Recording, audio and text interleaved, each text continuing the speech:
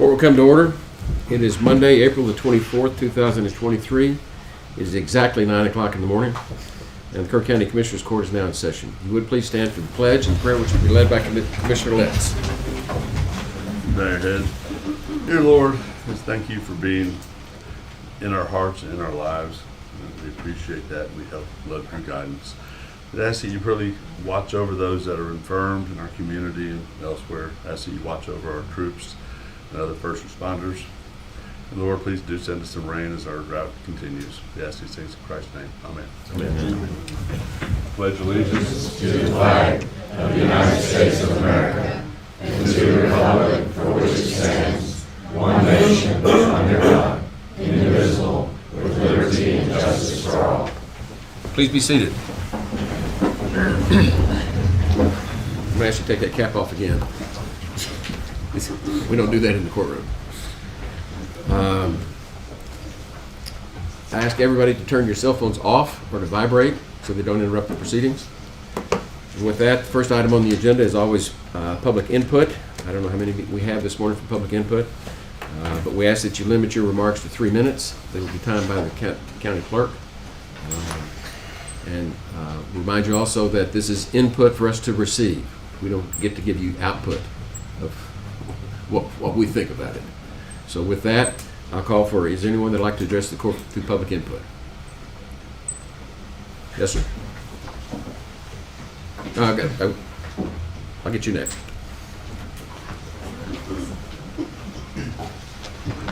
Please state your name and your address. Good morning. My name is Jim Damani. I'm a resident on Eagle Ridge Road. Today was the day for the final vote on the plat of Twin Creeks development. It is extremely disappointing that it is not on the agenda. Based on advice from your outside legal counsel, you are fully aware the plat will be approved through your inaction, which is the same as approving it. We think it's important the public understands what underhanded games are being played by this court. The county engineer signed off on this development knowing Eagle Ridge Road was a county paved lane, and all commissioners admitted the road was inadequate and unsafe. At that point, Kerr County engineer should have said this road is a county paved lane and can safely accommodate up to 8 lots. The road will have to be upgraded for this development to take place. The out-of-state developer should have been made aware of this deficiency, period, end of story. The residents of Eagle Ridge Road have provided you with plenty of evidence and a traffic engineering study to support the county road specifications as stated in the 2007 Kerr County Subdivision rules. You're holding the subdivision accountable to develop the roads within their subdivision, but you really could care less about the road we live on and have to drive on every day. By your lack of action, you are now setting a precedent for other developers to come in and do whatever they want in Kerr County. You are better than this, we hope, playing games with our lives. When you know there's a blatant safety problem on Eagle Ridge Road, do the right thing and approve the development with conditions to upgrade the road to the standards it should be at the developer's expense, not the taxpayers. And just a couple of other comments. You are elected officials. Now it's easy to understand why the American people have such a disregard for elected officials. You say one thing, you do something else when you get in office. I will be reminded every day when I get on that road of what you guys didn't do. And it's not a case of when, it's a case of when and not if something's going to happen on the road. But apparently, through your inaction, you guys can just do this and say, hey, it's not on us. Sorry about that. And, Excuse me, your time's up. no, it's not 3 minutes yet. One last. It just went off. Okay, thank you. Thank you. Yes, sir, Mr. McGuire?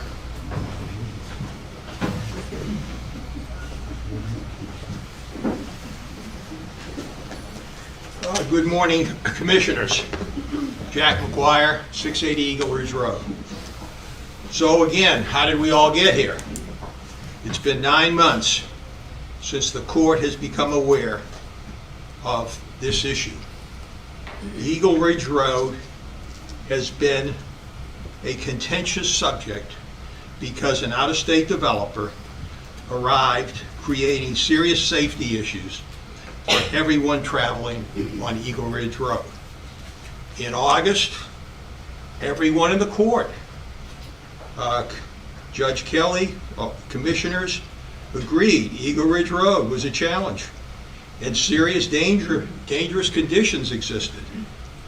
October 2022, 2 Twin Creek engineering firms determined the road was too narrow, 18 feet, not 24 feet, and that the subsurface base material was deficient by up to 40% in certain areas. In February, the neighbors retained an outside TxDOT engineer to do an independent report. The engineer reconfirmed Eagle Ridge will become a collector road and accordingly is not up to county standards. We, the neighbors and citizens of Kerr County, are here once again to appeal to the court to do your duty. You all took an oath to protect and uphold the safety of the citizens of Kerr County. So what's your plan? Apparently TxDOT has a plan for 173. The developer has a plan for Twin Creeks. Does the county have a plan for Eagle Ridge Road and the safety of the neighborhood? There have been very many private meetings with the developer and several executive sessions by the commissioners, but very little communication, if any, to the neighbors. You've left us in the dark. Some have suggested that not to have a plan at this point, which protects the safety of Eagle Ridge Road neighborhood, borders on negligence. I'm here, along with our neighbors, to plead to the court not to approve the Twin Creek development until there has been a written plan to update Eagle Ridge and bring it into compliance with county standards as a collector road. Thank you. Thank you. Did you have your hand, ma'am? Ma'am? Yes, ma'am. Yes.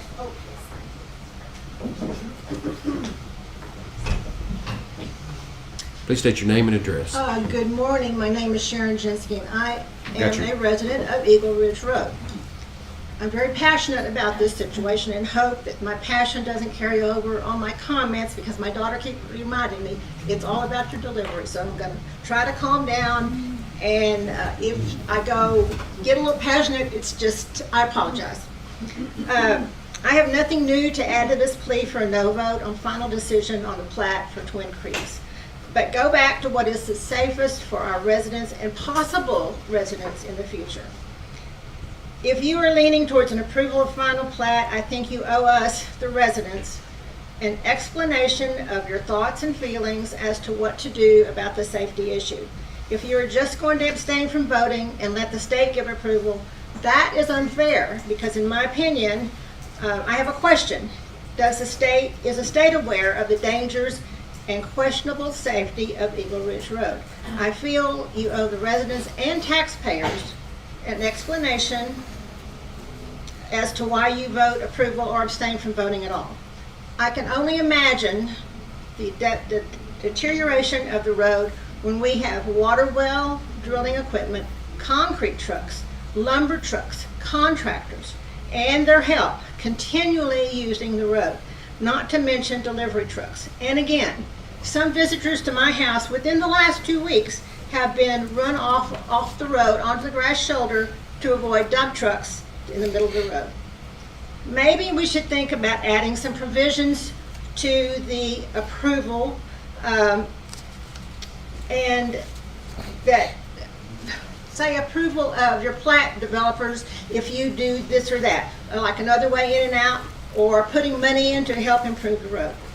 But I can also guess that they will not be making future land buyers aware of the problems and safety of Eagle Ridge Road.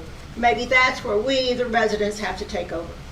Thank you for your time and attention on this matter. I realize it's never easy to please everybody, but again, safety comes first. Vote one way or the other. Don't let the state be the scapegoat due to your inaction as a commissioner's court. You campaigned on faithfully serving your constituents in Kerr County, so stand up for us now. If someone doesn't stand up for us, we all lose. Thank you. Thank What you. is your name again? Yansky? Sharon Jinsky.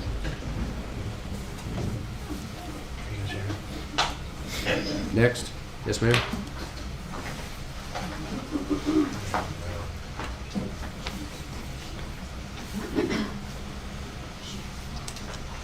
Good morning. My name is Shelley McCullough, and I too live on Eagle Ridge Road at 795 Eagle Ridge Road. My ranch is directly across the street from the development, across Eagle Ridge Road from the development. I want to add two personal stories, or one an observation. On the Thursday before Easter, 2 women from my ranch were run off the road by a truck pulling a large piece of what I guess is a grading equipment, and came around a corner fast in the middle of the road, and they were forced off, fortunately onto a shoulder and not into a ditch. These are people who drive to my ranch every day, and this is the first time that this has happened to them. In addition, the quality of the road has deteriorated significantly in the last 3 months since the pre-development work prior to approval of the plat that's been going on the property. My gate is past the development. If you come out my gate, the road between there and where the development is in very good condition. From the development all the way down to 173, it is noticeably deteriorated literally in the last couple of months, and it's the sheer number and magnitude of large vehicles. So even if this development goes through, which it looks like it's going to, at the very least, you're going to have to deal with a road with big potholes and other deterioration that the county is going to be responsible for having to fix at some point. I'm an attorney. I understand that you can't do some of the things that our neighbors have asked. You can't approve with conditions. You can't require them to do certain things. But you can do the hard thing. You can go on record as saying, we have problems with this development because of the safety concerns. And while we might get sued, we just feel that this is not in the best interest of our residents on this area and of the county as a whole. And I understand that that's not an easy thing to do, but it is sometimes what an elected official has to do, which is make the hard decision and go on record. I don't think at this point failing to vote is going to leave anybody with the idea that you just forgot, because this has been discussed at meeting after meeting. So you're sending a message either way, but why not do what you can to try to prevent what I think will be an ultimate tragedy on that road. Thank you for your time. Thank you. Next. Ms. McDonald. Good morning, Amanda McDonald, Precinct 2, Eagle Ridge Road resident. You have heard multiple recounts of residents being driven off the road and have seen actual pictures of road deterioration and the tracks of large trucks. Discussions about this plat approval have been going on since last fall, and now at the last minute, you may not even vote on the plat after voting on multiple other issues and developments within the county. There have been communications recently on what date the plat was filed and when the 30 days would run. This has changed multiple times. Now apparently the last date for action is April 29th. The last regular Commissioners Court date is today, April 24th, unless the Commissioners call a special meeting for this week. The only evidence before the court is that Eagle Ridge was not safe before, is not safe now with the construction, and will only get worse with development. Not one person has said Eagle Ridge is safe, to include the residents, the engineers, and you yourselves, Your Honor and Commissioners. Each one of you have campaigned that you should be elected as the best representative of the citizens, and each of you have taken an oath to serve faithfully. Letting this plat be approved by inaction is simply ignoring the issues, and the end result will be a more dangerous road. The residents of Eagle Ridge Road and any future residents of Twin Creeks and their families and guests will be the ones most in danger. If the county undertakes making Eagle Ridge Road safe, it will have to borrow the money, and all taxpayers of Kerr County will foot the bill at the profit of an out-of-state developer. The least the court should do is to have the courage to let the voters know how they stand on dangerous conditions in the county. From the beginning, I've wondered if there was a snake or two in the woodpile, and I sure hope I'm wrong. We have repeatedly asked for the support of our county leaders. The least you can do is make a decision in one way or the other. If you let this decision default to State Regulation House Bill 3167, which is unprecedented and has never happened before, and fail to uphold the safety and well-being of the residents of Eagle Ridge Road, you will have completely lost my trust and respect and should be ashamed of yourselves for being cowards. It would be very disappointing. My father came to town this weekend. He lives 3 hours away. He's been a truck driver his entire life. He was a wide, oversized load hauler. He retired from that, and now he drives dump trucks and works for, ultimately, the company that works for developers. Time is money. They don't care about anything but money. So the quicker they get those trucks in there, the more money they make, which puts us at danger. He wanted to come and speak this morning because he does have concerns about his family, his grandchildren, me, my husband, and the other residents on the road. But I told him I was afraid that I don't know that it would make any difference. But I hope what we've said today does. Thank you for your time. Thank you. Next. Richard? Richard Mosty, office at, here in Carville. I represent the Eagle Ridge Route. I know well where you office. As I think Office you all beside you know. for 22 years. And I also represent governmental entities and private entities. And I think there's always a concern about being sued. And sometimes you just have to say, I'm going to do what's right. I'm going to do what's right, and if I get sued, I get sued. And if a court tells me I'm wrong, then so be it. But I think that this is a chance, this is a place where the court faces two major risks. One is getting sued, and that's not good.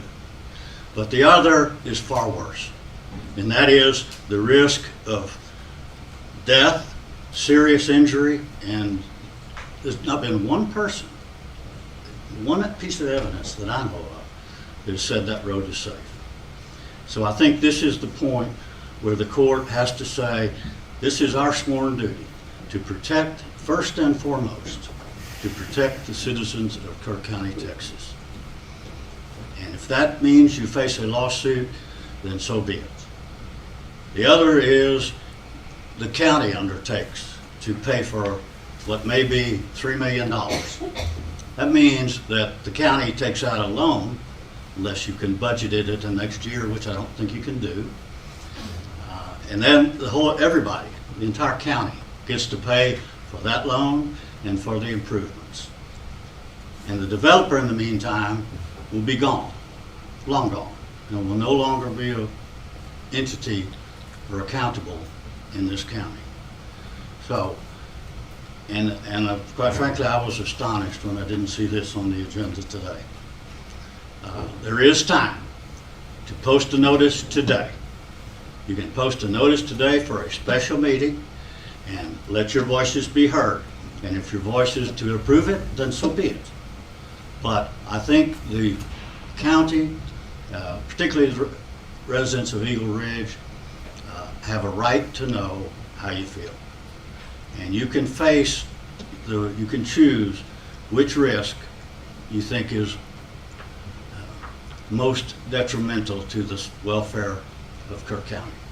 So I urge you to today post notice for a meeting on Friday or Saturday to put this before the court for a vote up or down. Thank you. Any other public input?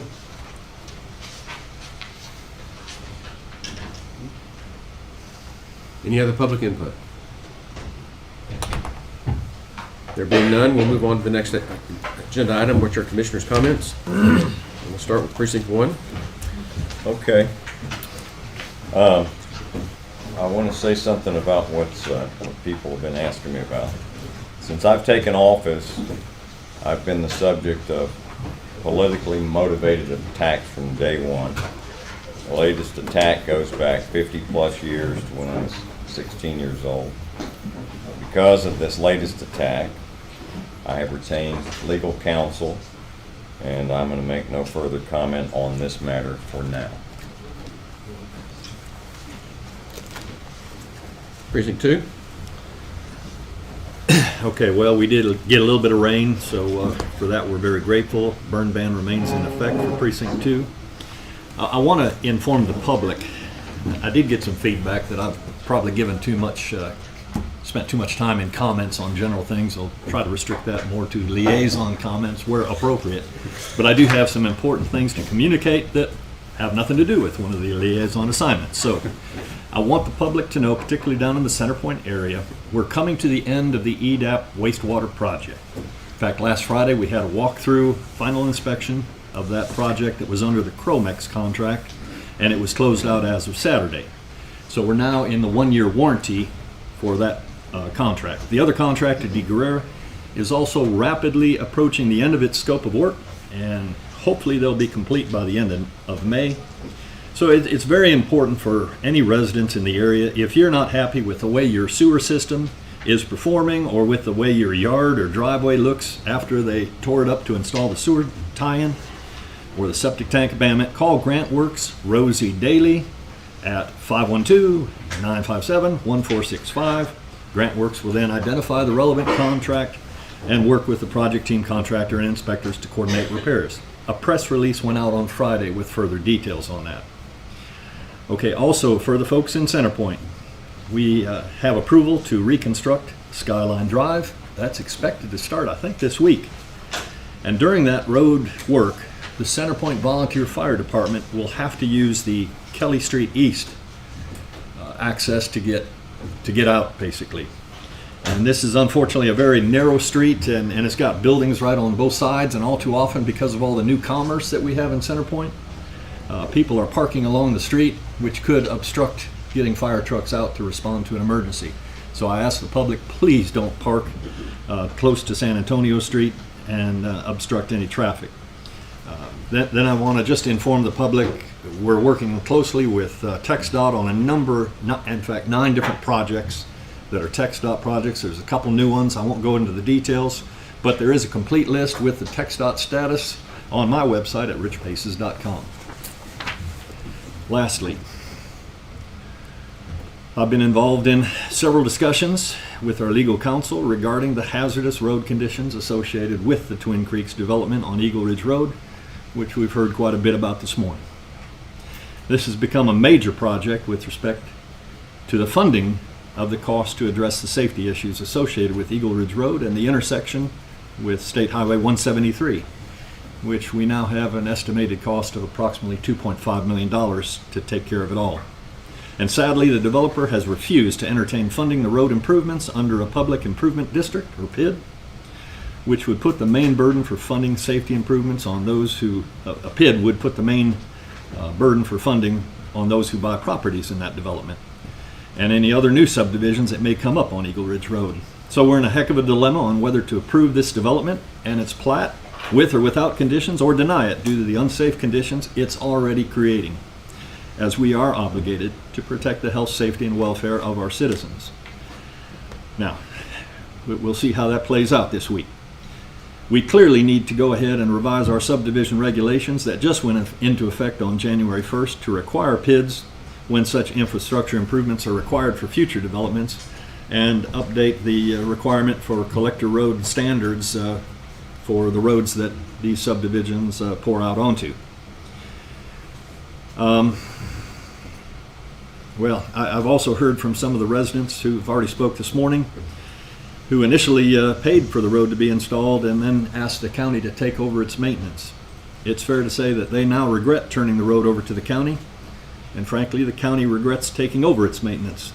So when the dust is settled, we'll look at returning the road beyond Twin Creek's entrance to the residents of Eagle Ridge. So right now, all I can say is that the Twin Creeks development is not a welcome addition to Kerr County. I was already concerned about the impact of our precious groundwater resources. Now we have the added problems of upgrading Eagle Ridge Road and finding the funds to pay for it. That's all. Thank you. Precinct 3. Let's go back and emphasize one of the points Commissioner Pace has made relating to the work related to the East Kerr County wastewater and sewer project. It is important that if you do have any issues with the construction, most of the recent construction has been in the Pace's area. There has been a little bit in my precinct as well. So I do encourage everyone to contact Grant Works if there is a problem. We want to try to fix it, and it's important that we get that done as soon as possible. That's all I have. All right. 4. Lots of wind, lightning, thunder, very little rain.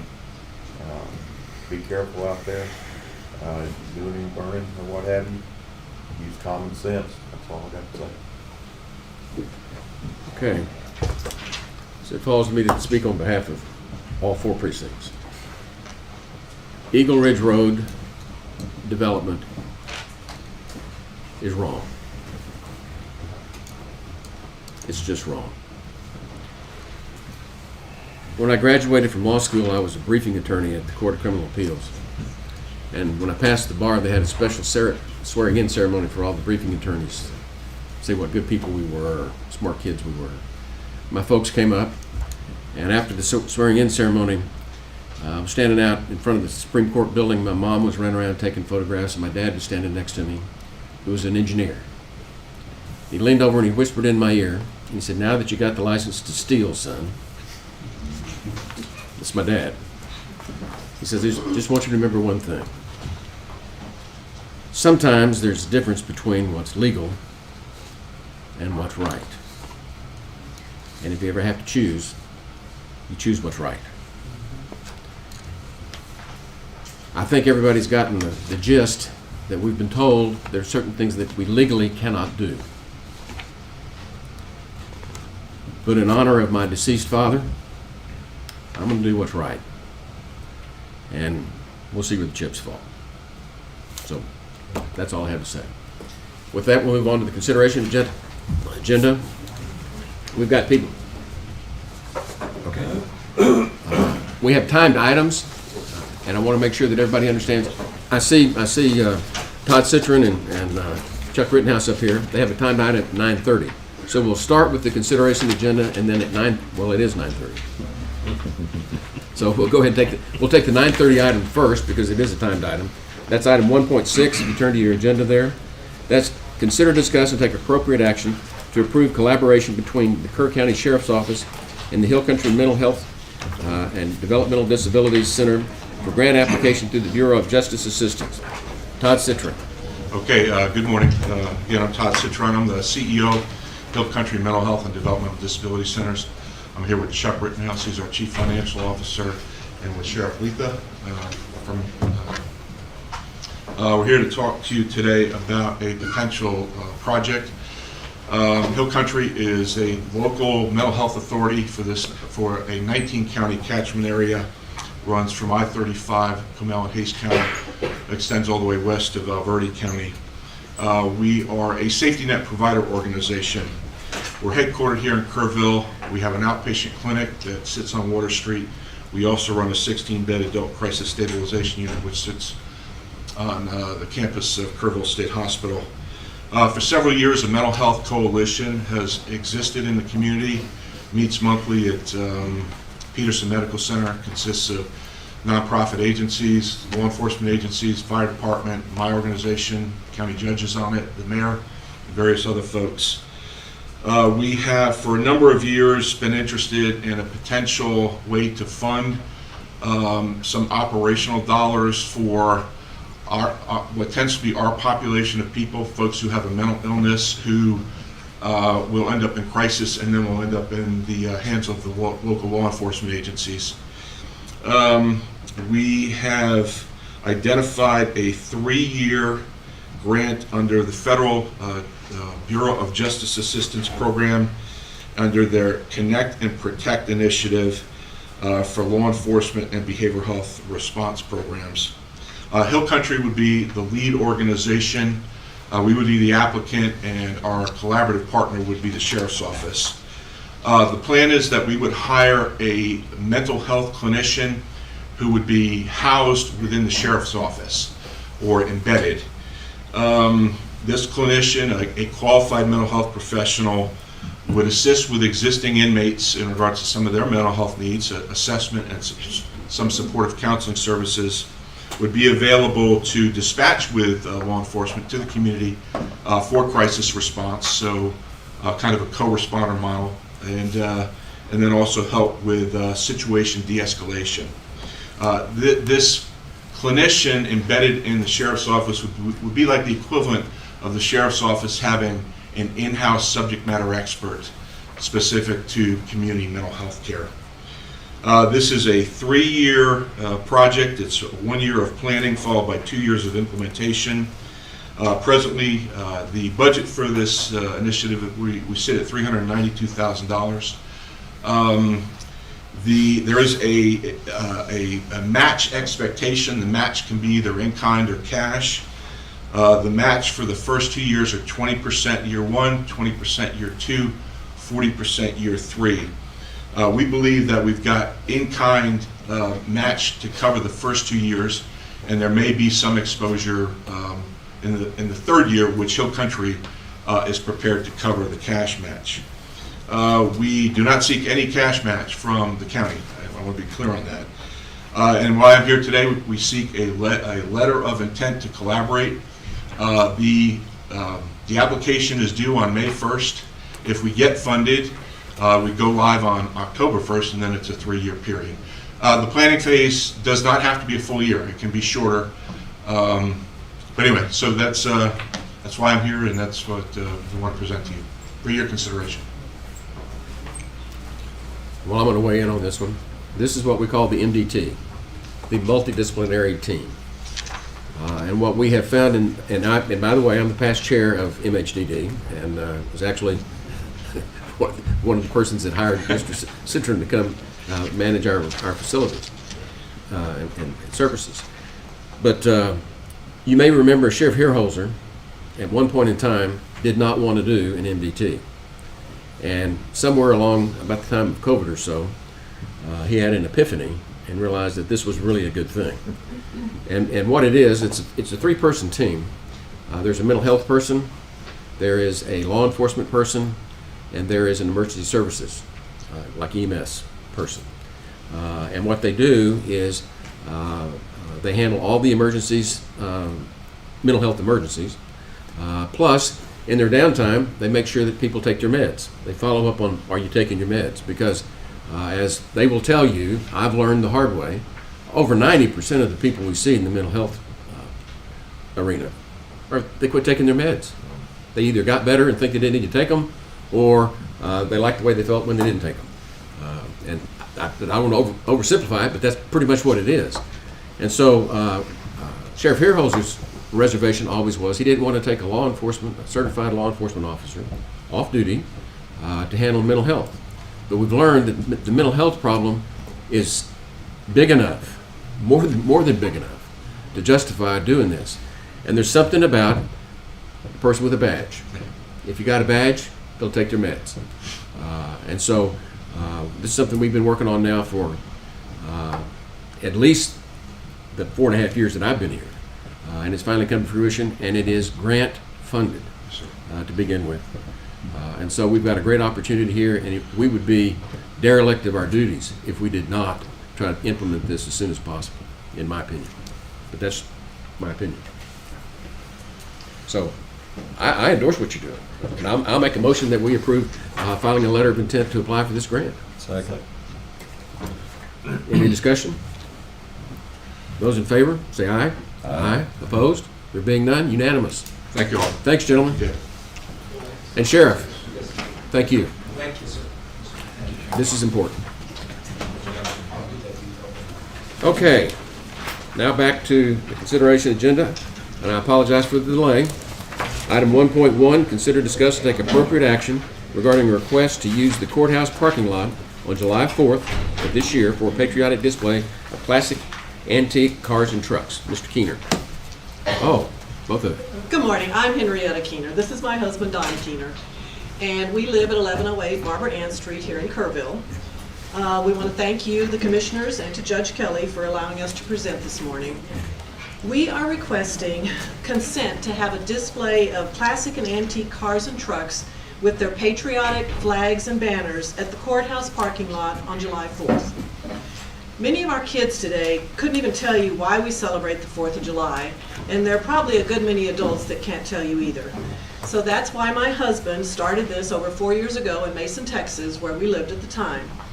It was a way for families to come out and see some old vehicles and see the American flag flown by people proud to display it.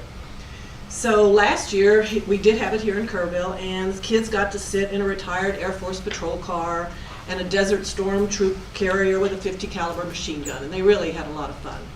So these are just two of the many different vehicles that plan to attend. So therefore, we're just asking that the court would approve our application to do this on July 4th in the courthouse parking lot. Are there any questions? Are there any questions? The question is whether we've scheduled any other events at the same time. Not that I know of. Then I make a motion that we approve the request to use the courthouse parking lot on July 4th for a patriotic display of classic antique cars and trucks. Got a motion and a second. Any other discussion? Those in favor? I just a comment, and I'm in favor of it, but at the same time, we probably ought to go back and look at our policy because we had previously said we were not going to do this. Right. So if we're going to start doing it, it's the second one we've done, we should go back and change our policy. I realize we have a policy, but this feels too good. Well, the policy had to do with commercial activities, I recall. I can't remember, we need to look at the policy though, this is, you know, This is- because a lot of them are nonprofit things that, anyway, I'm in favor of it, but it's just, we need to be consistent. I agree. We need to look at it. I mean, we're not going to be charging No. tickets or prices or anything for No, admission it's to this free. thing. It's It's just for free to the people to come public. out Kind of and hard to bring argue their with that. cars if they want to and display the flags, and that's it. I appreciate y'all.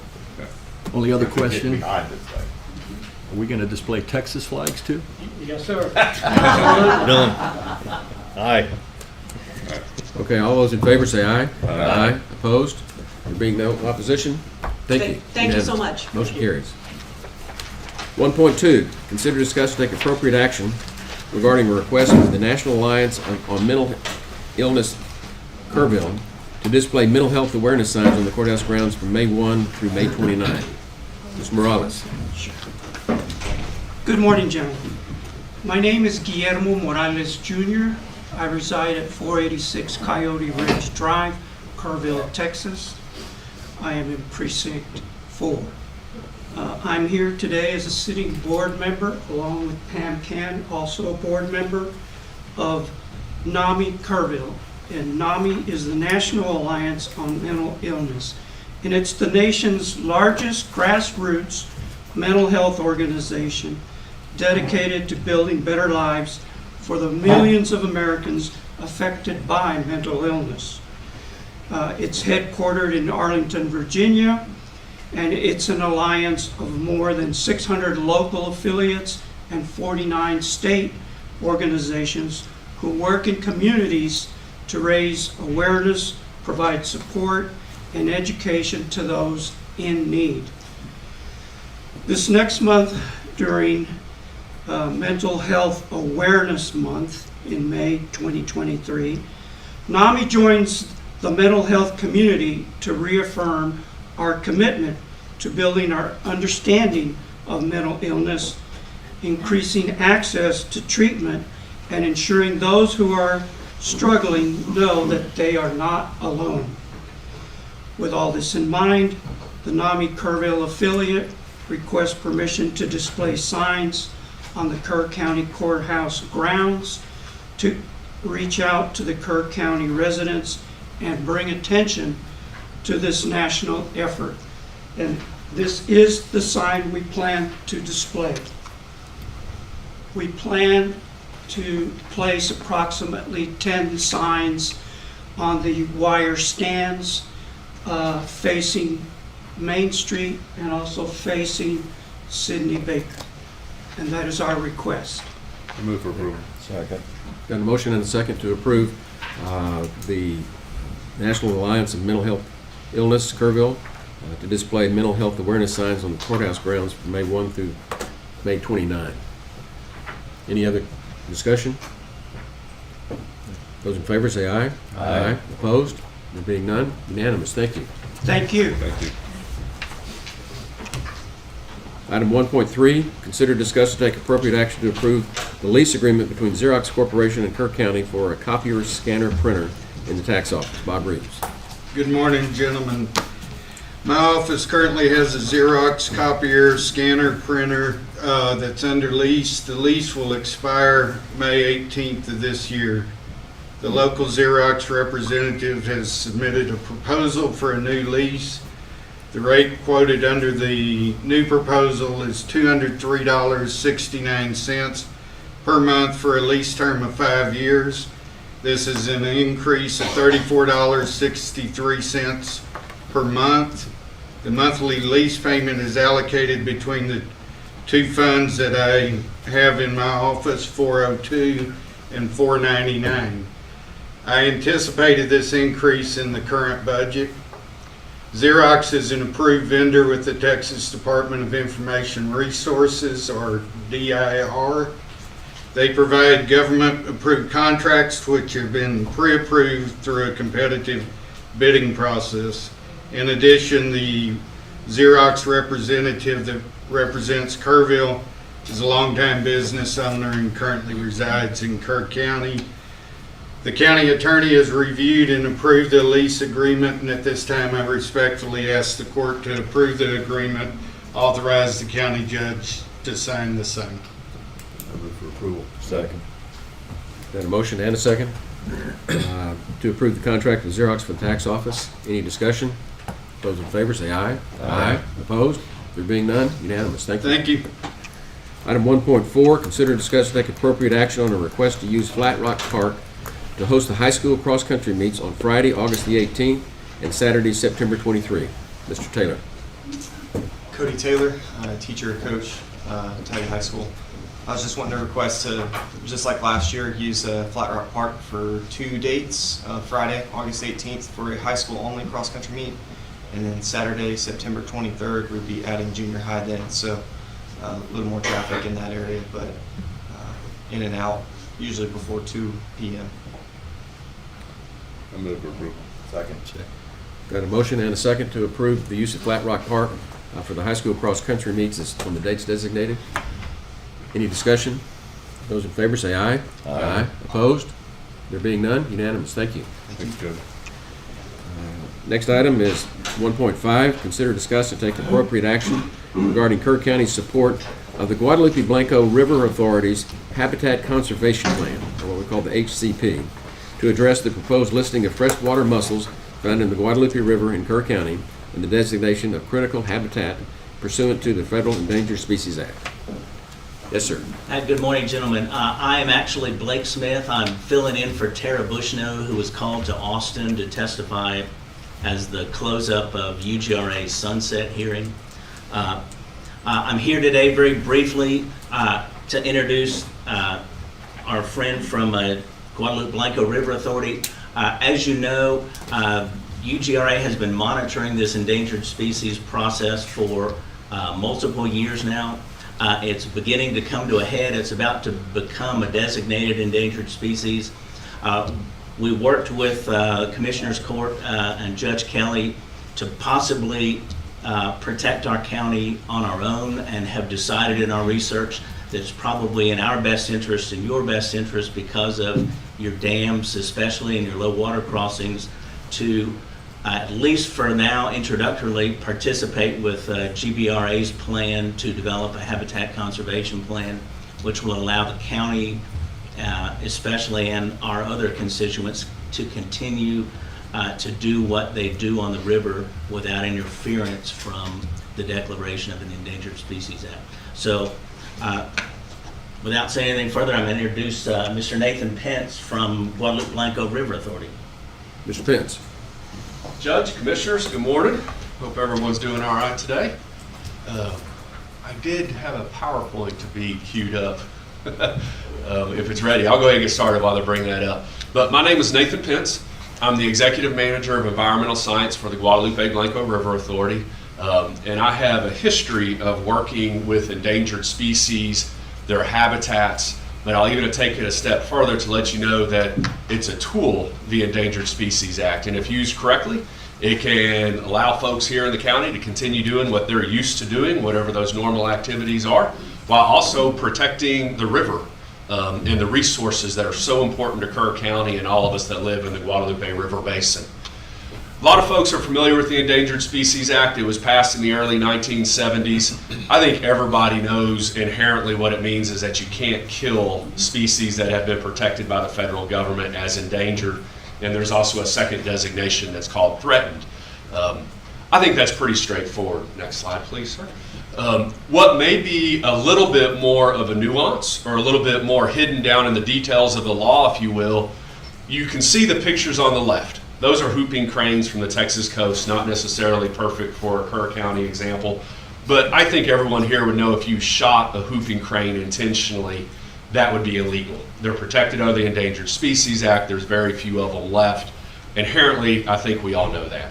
However, that picture on the bottom right is a little bit different. That's the picture of some trees being cut, whether that's somewhere else in Texas, whether that's Kerr County or wherever that might be. Under the Endangered Species Act, if there are endangered species that depend on those trees to build their nest in, or maybe that's their favorite food sources, eating the bark of that tree, or even the insects under the bark of that tree. Maybe that group of trees is where they fly to every year or where they run to every year and they breed and they reproduce.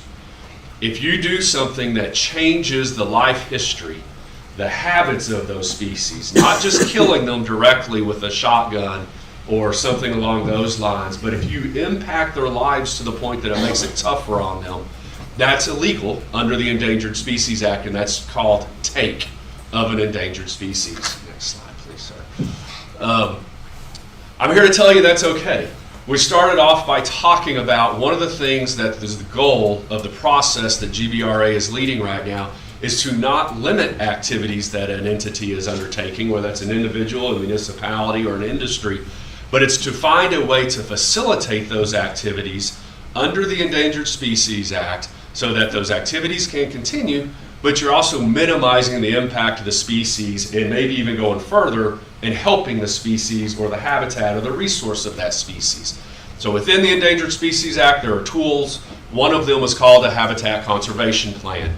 Habitat Conservation Plan is a document that lays out activities that could have an impact to that species, then lays out what the plan is to minimize those impacts, or if they go that far, to mitigate for and make up for those impacts. Common terms, HCP tells what you're doing that might harm the species, and then it lays out those things you intend to do on the other side of the equation to help the species. All of that is the goal to get an incidental take permit from the federal government. That incidental take permit, a lot of people call it an environmental insurance policy. Some call it a get out of jail free card. But the idea is if you're following what's in your habitat conservation plan and those activities otherwise legally cause an impact to the species, then you're covered as long as you're following the HCP. I heard some conversation this morning about lawsuits. This isn't that much different of a conversation. It's about risk analysis and liability. Some of it's about doing the right thing and protecting the resource. But legally, the question is, do those activities, those impacts, rise to the level where you think you could be at risk of a lawsuit? Generally, that suit is by a third party, environmental NGO, someone of that nature, environmental nonprofit. If you have participated in this HCP and that lawsuit wished to occur, can't promise you wouldn't get sued, but what I can tell you is when you get to court, You pull out that incidental take permit, you show it to the judge, and he's going to dismiss that case very quickly, so long as you're following what's in your habitat conservation plan and you're implementing or conducting those activities. Next slide, please, sir. GBRA, we know that in the Guadalupe River system, and it's not that different up here, there are some species that either are already listed under the Endangered Species Act, or they will be listed under the Endangered Species Act here in the very near future. And there are activities that we all conduct in the river that cause impacts to those species.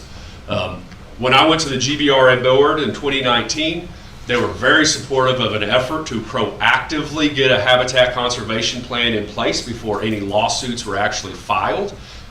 Do the right thing for the species. But for GBRA, it was also about protecting the ability to provide water to people in the counties in the basin, and then also provide wastewater services to those who need it. It would be done in a structured way under the HCP to help protect the resource and the species. But we know that's one of the things we need to do is continue to be able to provide those services. We don't want a court in the future to tell us that we couldn't, and an HCP is a way to go about that. I will tell you the one thing that my board caught me a little off guard with and that I was surprised about. They were very adamant and supportive about GBRA offering this opportunity, voluntary opportunity, to other entities to participate with us if they wanted to. My chairman, Dennis Patillo, was very clear that there are some in the basin that either may not have the knowledge about what's going on with endangered species, or even if they have the knowledge, they may not have the resources to do something. And so GBRA is making an offer to other entities in the basin, Kerr County being an example, to join us voluntarily and participate with us as partners in the process if they would like to. Next slide, please, sir.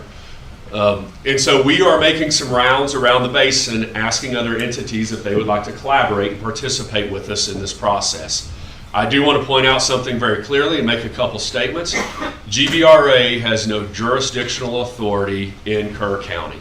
We know that. We're not here to try and regulate somebody into something or force someone into it. In fact, my first stop was to go talk to then it was Ray Buck at UGRA and now Terra, and try to work with UGRA and see if there was an interest. I'm very happy to say we worked great with UGRA. They were interested in a collaborative discussion. We did explore several different ways for UGRA and or other county entities to participate. And ultimately where we have landed as UGRA is helping me go around, educate and explain this to entities who may have a need. And then they're sitting there at the table with me when we talk about potential future options and what a partnership actually looks like. Next slide, sir. I'm almost done, sir, just a little bit more. The species of interest up here in Kerr County that I think y'all should be interested in or concerned about are freshwater mussels. There are 3 freshwater mussels in the Guadalupe River Basin that have been on the candidate list to be considered for listing for the last several years. All word I hear coming out of Albuquerque, which is the regional office for U.S. Fish in Washington, D.C., is that those 3 mussels will probably be listed by the end of the calendar year. We're being proactive, we're getting out in front of it, and we're working on a plan to help preserve those mussels. Had someone mention to me earlier, well, what about the fish, and what about this, and what about other species? What I'm going to tell you is the Endangered Species Act is specific only to species that have already been listed under the Endangered Species Act. However, freshwater mussels, many folks consider them to be the canary in the coal mine. They filter water as how they live, how they feed. So if there's something bad in the water, they're the first ones that experience that impact and it affects them. So by protecting mussels and making sure that they live, we're by default protecting the entire ecosystem and helping everything that lives there, even though legally and mechanistically it's about the freshwater mussels. So there's benefits to the entire ecosystem. Next slide, sir. This is the last slide that I have, and then I have a couple of anecdotal comments to make. But the blue star, what you're seeing is the area of Kerr County in general that's on the map. The blue stars represent where one of those 3 species have been found. So just to say it, they are found pretty uniformly through Kerr County, found in the South Fork, North Fork, several of the creeks as well. So they're in the area, but that's a good thing though too, because that shows how good a condition the river is still in up here, and we need to work to preserve to keep it that way. A couple of comments that I know commissioners, y'all would be interested in as we move forward. timeline for this, I want to tell you, it is not a sprint. It's a marathon. We have been working with other entities in the county. We have been working with UGRA for the last several years to get to the point where we're at now. We are not going to hit the ground tomorrow and finalize in the next month. My hope is that over 2023 and 2024, we form some partnerships, which ends in a formal contract at some point between Kerr County and GBRA if we wish to get that far. I did want to mention we're talking to other entities. And there's other species involved in my plan that do not concern Kerr County. The whooping crane that we talked about earlier is a great example. I want to make sure and assure you, we're not here to try to get you to join so we get you to pay for a bunch of activities of other folks or to pay to protect species that y'all have no interest in or that are not in your county. Your participation equals your contribution equals your impact. So we would be talking about Kerr County's impacts, and then your participation, whatever that looks like, would match the impact that you have. Would not be tied to, say, an industry on the coast that has an impact somewhere else in the basin on a different species. I get asked that question all the time. A lot of plans like this take the number of participants, take the total cost, divide it by that number, and that's how you dole out. That's not what we're doing. We're talking about what happens in Kerr County, what happens by Kerr County, and then we have the conversation later on about what that participation looks like and what that equals, a lot of which can be in-kind participation, doesn't have to be monetarily for the whole bit. So I want to make sure and throw that out there. For you guys here in Kerr County, for the county specifically, not necessarily other residents and entities, but Kerr County specifically, the activities we've talked about and identified with your staff and with UGRA is the operation of the dams and the potential draining of the dams and the impact that has on the species in those lakes, above those lakes, and below those lakes. And then also the recreation that takes place within Kerr County on the waterways. Simply put, foot trampling does equal take and can harm the species. Doesn't mean there's not ways to facilitate recreation, doesn't mean it hasn't been done in other places, but it could have an impact on the species. And so those are the two main things that we have identified here that you may want to have interest in. And then the last thing I want to say, I think today's action item is actually a consideration of a resolution of support, or a resolution of participation, directing your staff to engage with us, talk to us, and figure out what that looks like. I want to make sure and say that's a resolution of participation. It is not a guarantee of signing on a dotted line for either entity, meaning you're not trapped into something 2 years from now if you explore what those opportunities and that collaboration looks like right now. Judge, Commissioners, that's what I had prepared for you this morning. I'll be glad to answer any questions. I ran through that probably the fastest I've ever done, but hopefully I got the main points across it and y'all have an idea of what we're talking about. Nathan, I was at the UGRA meeting when you first presented this, a year or two ago, whenever it was. And you're right, this was a lot shorter presentation. You went into a little bit more risk involved at that meeting, and I understand why we need to participate wholeheartedly. What bugs me is we don't know how many mussels were in the river or creeks 100 years ago, or whether they're at an all-time high, but we still need to participate in this. And that kind of bugs me, the EPA in general. And, that bothers me. But I know we're kind of back in the corner. We need to participate. The only things I understand your concerns, sir. I'm not going to try and tell you they're not Sure. real concerns. The only thing I can tell you about that is U.S. Fish and Wildlife defines baseline from today. So if things were better 100 years ago, you're not going to be asked to make up for 100 years worth of activities all in 1 year to come back to that point. That is not the goal. That is not the legal definitions. So I wanted to make sure and mention that.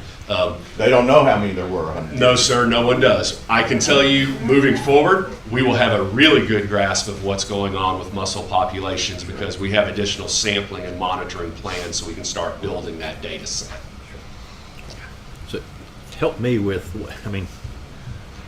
does anybody take mussels out of the rivers or creeks? Or what's the value? What happens if we lose them? Okay, well, first you can get permits and licenses from Texas Parks and Wildlife to do some select type of musseling, but not for the species that we're talking about because they're so rare. So I just wanted to make sure that.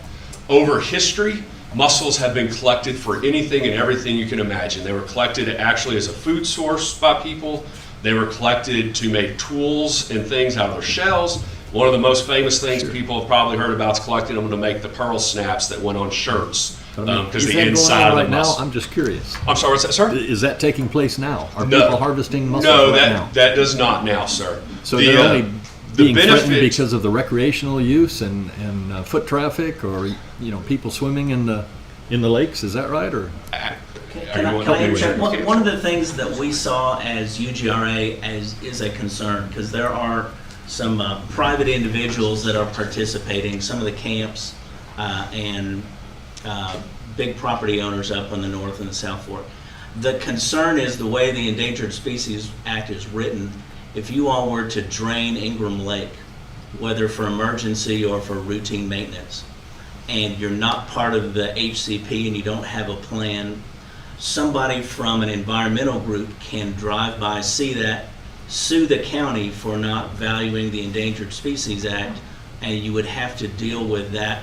Whether you harmed the animal or not, you'd still have to deal with a civil suit. Our plan is to try to get folks to be able to plan for that draining, have something written in the take permit so you never have to worry about that. That's the concern. Nobody's got proof that they're taking them or they're endangered right now by activity. Okay. Our potential is if we can do it low cost now, we can solve a long-term problem. Insurance policy concept. Okay, sir. I got it. Thank you, sir. Very good That helps. And I will add, I've attended some of these meetings, and the importance here is the plan. To have a plan.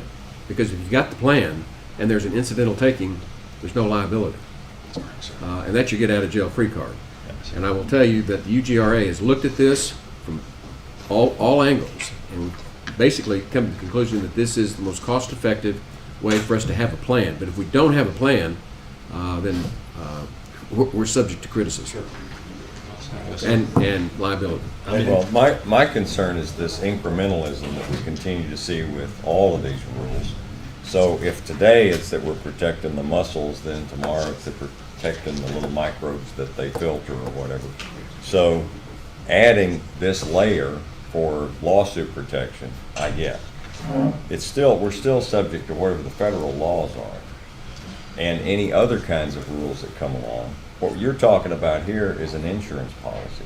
You made the case for protecting a species, but you're talking about an insurance policy. So my concern is that we have something we're doing right now that we need to discontinue, or that we have to get permission to do something that we've always done. So please address that. Very well, good question, sir. My intent is not to come here and tell you what you can or can't do. My intent is to find a way to help you continuing what you've always done under the umbrella of the Endangered Species Act. One of the things that was mentioned earlier is draining of dams or draining of lakes. It sounds pretty detrimental to the environment when you talk about it. But if you can come up with a list of best management practices for how you drain those lakes, when you drain those lakes, how long they stay drained, et cetera, there are ways you can actually do that without harming the mussels. And that's what we're here to put in place, is to find a way to do that so you can continue doing the operations you've always done. I am not here to limit what you're doing. In fact, my job is actually the opposite. The federal courts, if you don't do something at the end, they could step in and limit what you do, but that is not my job. The one last thing I want to mention, there is a clause in habitat conservation plans in the Endangered Species Act and in the incidental take permits. It's called the No Surprises Clause. Essentially what that means, we want to go get a 50-year incidental take permit. Whatever we agree to in that 50-year permit with the federal government, they cannot come back and require more or change that deal over the 50 years. If a different species is limited, sir, or pardon me, a different species was listed and it was not in our plan, that is a different subject. But for what is within our plan that we write down and assign a permit with the federal government for, they cannot change that for the permit term that we agree to. After that 50 years, we may have to do more or something different, but for that term, you know what to plan for, you know what to budget for, and you know what you're going to get to use. A couple of comments, and I guess I was on a stakeholder committee years ago, it seems, 4 or 5 years ago. Yeah, us supporting this is not supporting the Endangered Species Act, which has been abused in many areas of the country. But it does protect county and citizens under the current listing or potential listing.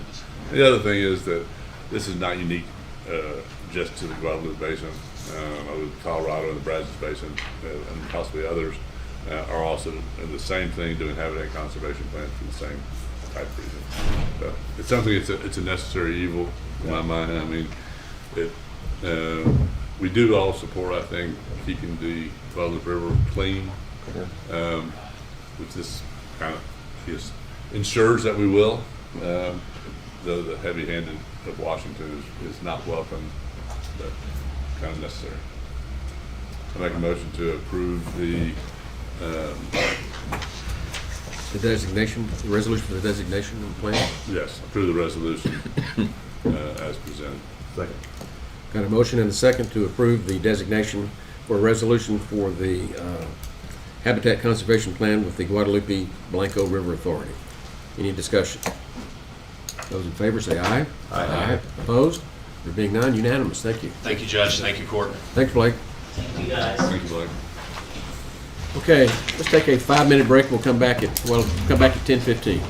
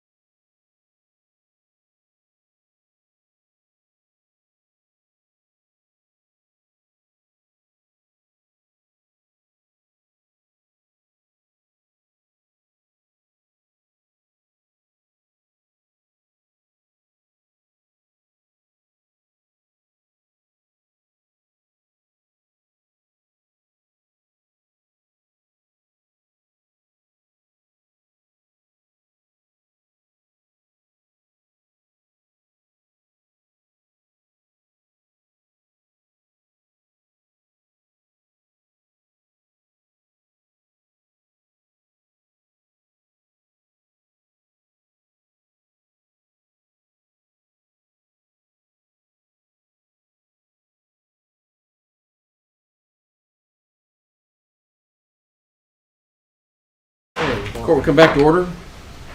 Next item on the agenda is our timed items at 10 o'clock. And we'll start with 1.11, which is a public hearing. This is regarding the proposed Kerr County Economic Development Program, including guidelines and criteria for tax abatement.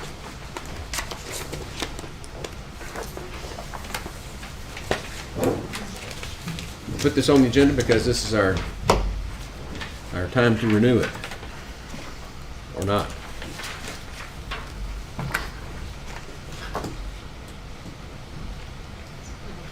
What would be the reason we wouldn't? We're at the public hearing part now. This is just a public hearing. I'm just curious, though. I'd like to hear that. There's the next item. Right. We can talk a little bit about that. Okay. Yeah. And Mr. Barudi's here. He wants to speak. You want to speak on the 11 or you speak on the 12? Public hearing's fine. Okay, it's a public hearing if you would. It's all the same, basically, right? Yeah. Yeah. Please identify yourself and state your address. George Brody, 1616 Glen Road. I didn't realize you had, this is already in place, is that the Yes. situation? Okay, well, anyways, some modifications you might consider.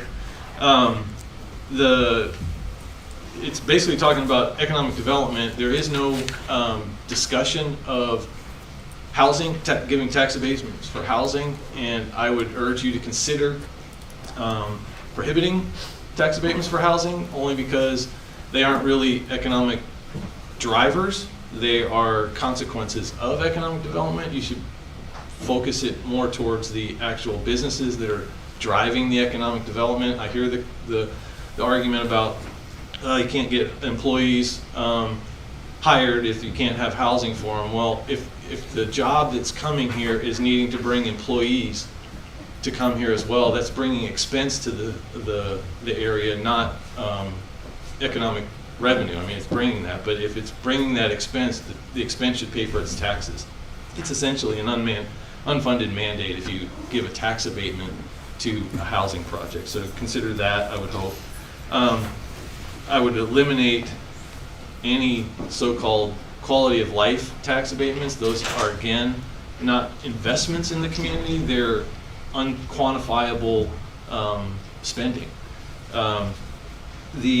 There's some specifics in there. It talks about taxable value as a marker or a factor to look at, and it throws out the number 300,000 as if you at least have 300,000 of taxable value being added, that you would consider a tax abatement.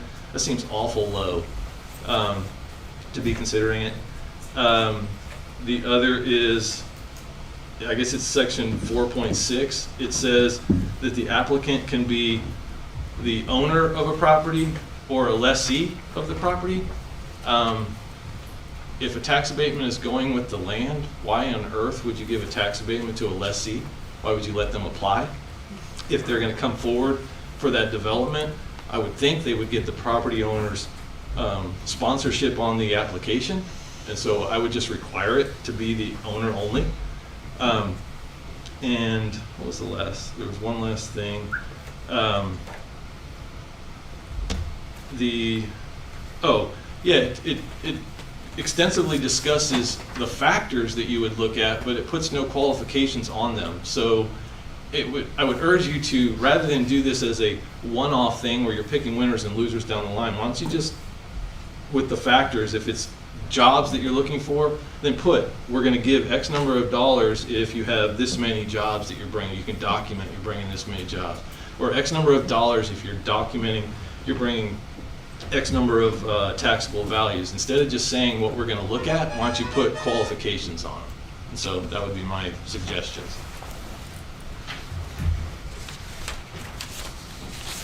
Anyone else at the public meeting, public hearing? Okay, there being no one else, we'll adjourn the public hearing and move on to the item 1.12, which is consider, discuss, and take appropriate action regarding the approval of the proposed Kerr County Texas Economic Development Program, including guidelines and criteria for tax abatement and all related matters. Ms. Evans. This is the Economic Development and Tax Abatement Agreement that Mr. Kimbrough drafted a couple of years ago. Back in 2020 was the first time you all adopted it. You adopted it again in 2022. there was 2 spots in there that weren't signed. And so we wanted to bring it back to you to re-adopt so that it can be properly executed. This time you'll have to do it every 2 years from here on out. And it needs a majority vote to pass and a record vote as well. A record vote? Yes, sir. You all will need to sign it. When Mr. Kimbrough redid this a couple years ago, we just followed state law and gave us the authority that state law grants us. It should be worth noting that we have not done any economic improvement agreement, tax abatement or otherwise, since this judge has been here, 4.5 years, and the 2 we did prior to that, one the person didn't do it, the other one found out we couldn't legally do it. So as long as I've been a commissioner, I think they have been 3 that we've actually approved, and they've worked. I mean, they've been successful. But anyway, this is something we rarely use, as opposed to what Mr. Baruti said, as to answer that. I agree with him. I mean, in fact, I'm not in favor of the tax abatement period anymore. But if we choose to, or the court chooses to, it gives us flexibility to do it. There are other forms of economic development, if we were to choose, that I would support over tax abatement. But anyway, it's just kind of a general comment. The last one I remember was the landing, and we shot it down 3-2 vote. There's one thing in here that kind of peculiar to me, page 2 and page 7. And I don't know why it has this, why we actually have this in our deal, but unless otherwise designated, the past, present, or future tense shall each include the other, the masculine, feminine, or neuter gender shall each include the other. That's a little peculiar to me. I don't know when neuter gender will come up. Seems to come up all the time anymore.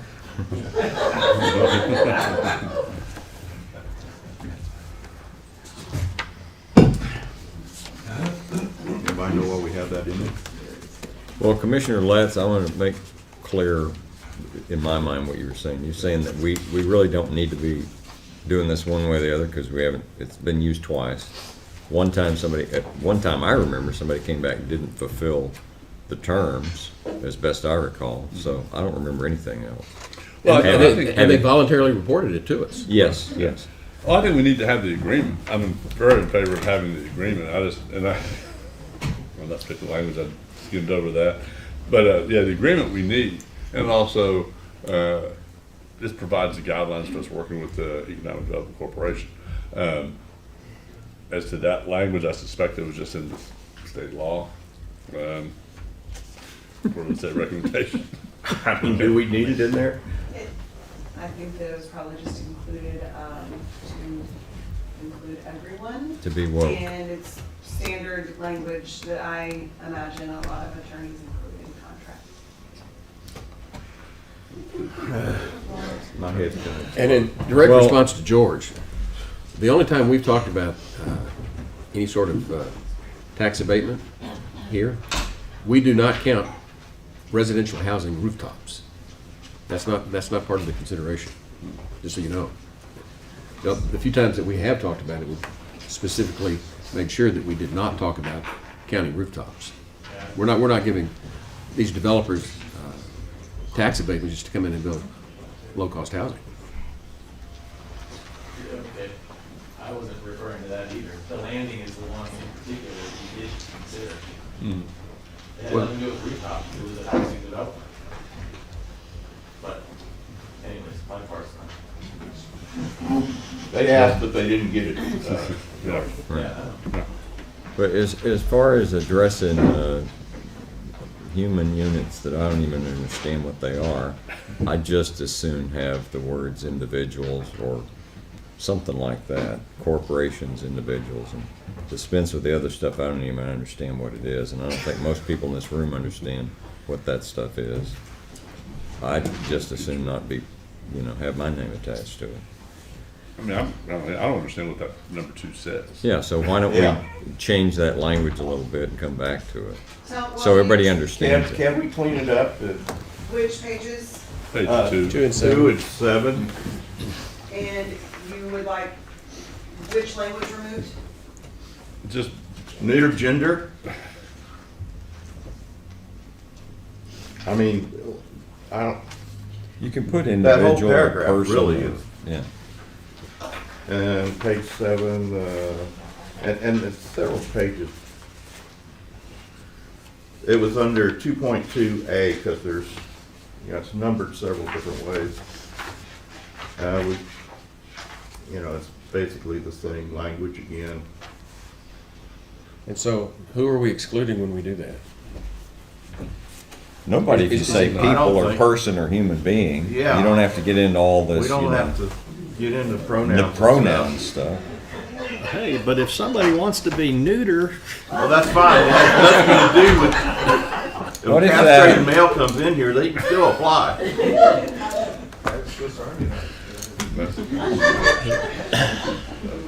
It's a shame we have to talk about this kind of stuff. sometimes people identify So as would you like cats. for me to remove or neuter gender from anywhere that it is in the document? I think so. And then are you making a motion to approve this with those With modifications? conditions? Yeah. Okay, I can make those modifications and y'all can go ahead and take action on this day. second. All right. I made a motion. He seconded. Got a motion and a second, With those conditions. as revised. Right. Any discussion? Good catch. Those in favor say aye. Aye. Opposed? There being none? It's a record vote though, right? Yes, sir. Oh, Okay, so precinct 1, Yes. precinct 2, Yes. precinct 3, Yes. precinct 4, yes. and I vote yes, unanimous. Moving on to item 1.13, which is to consider, discuss, and take appropriate action regarding the final plat for Kendrick Commercial Park. Mr. Hastings. Thank you, Judge.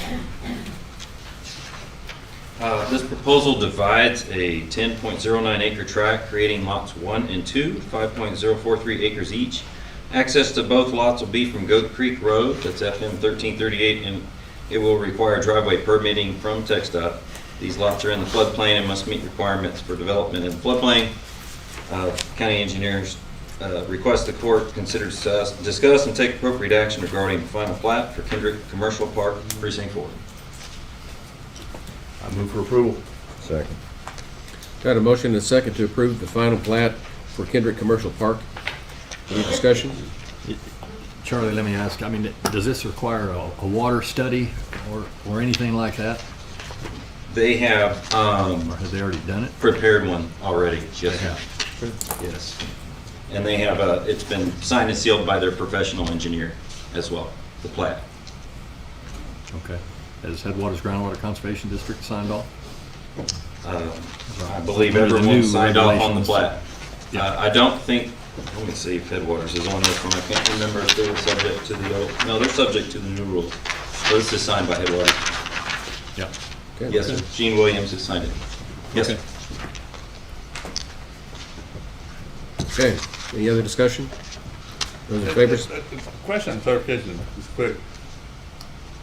If it's commercial, the model rules don't apply, correct? And both of these lots are over 5 acres anyway, so the model rules don't apply. This isn't part of the model subdivision rules. And it is commercial. Our regulations. Yeah, okay. Any other discussion? Okay, those in favor say aye. Aye. Opposed? Seeing none? Passes. Item 1.14, consider, discuss, and take appropriate action regarding the final plat for Pico Rosa South.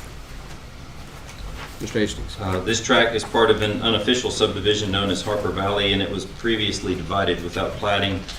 This proposed subdivision will correct matters for this tract. Lot 1 will be 6.52 acres fronting on Harper Valley Run and Pipeline Road. County engineer requests the court consider, discuss, and take appropriate action regarding a final plat for Picarosa South Precinct 4. I move for approval. Second. Got a motion and a second to approve the final plat for Pico Rosa South. Any discussion? Those in favor say aye. Aye. Opposed? Being none, it passes. Item 1.15. Consider, discuss, and take appropriate action for the court to set a public hearing for 10 a.m. on June the 12th for a revision of plat for Soledad Springs Estate. This proposal revises Lot 39, 9.05 acres as platted, and Lot 44, 10.2 acres as platted. Lot 39R will be 6.32 acres, and Lot 44R will be 13.0 acres. Both lots will continue to front Sierra Road. Lot 44R is partially in the floodplain and must meet requirements for development in the floodplain. The county engineer requests the court set a public hearing for 10 a.m. on June 12, 2023 for a revision of plat for Soledad Springs Estates, lots 3944, volume 3, page 112, precinct 1. Move for approval. Second. Got a motion and a second to approve setting a public hearing for Soledad Springs Estate for June the 12th at 10 a.m. Any other discussion? Those in favor say aye. Aye. Opposed? There being none, passes. Item 1.16, consider, discuss, and take appropriate action for the court to set a public hearing for 10 a.m. on June 12, 2023 for a revision of plat for Hall Ranch Lot 3. Mr. Hastings. This proposal divides Lot 3, currently 503.67 acres, into two lots. Lot 3A will be 237.05 acres, and Lot 3B will be 266.62 acres. Both lots will front on the newly constructed Gillenshaw Road. The road and drainage has been constructed. Erosion control through establishment of vegetation still remains. Access to the subdivision is from Gillenshaw Road. It's a 20-foot wide, approximately 3,200-foot long private access easement. Because of the narrow easement, the court permitted no more than 3 lots as stated on the plat. Said restriction in note is proposed to be changed by the developer to allow for no more than 4 lots in the subdivision. The county engineer requests the court set a public hearing for 10 a.m. on June 12, 2023 for a revision of plat for Hall Ranch Lot 3, plat file 22-07892, precinct 3. This is one where there was that stipulation.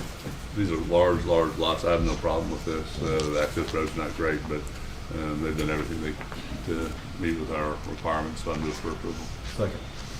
A motion and a second to approve setting a public hearing for Hall Ranch Lot 3. Is there any discussion? Those in favor say aye. Aye. Opposed? There being none, it passes. Okay, we have timed items at 10:30. First one is 1.17. Consider, discuss, and take appropriate action to accept the quarterly report from the Veteran Services Advisory Committee. Gary Nolan.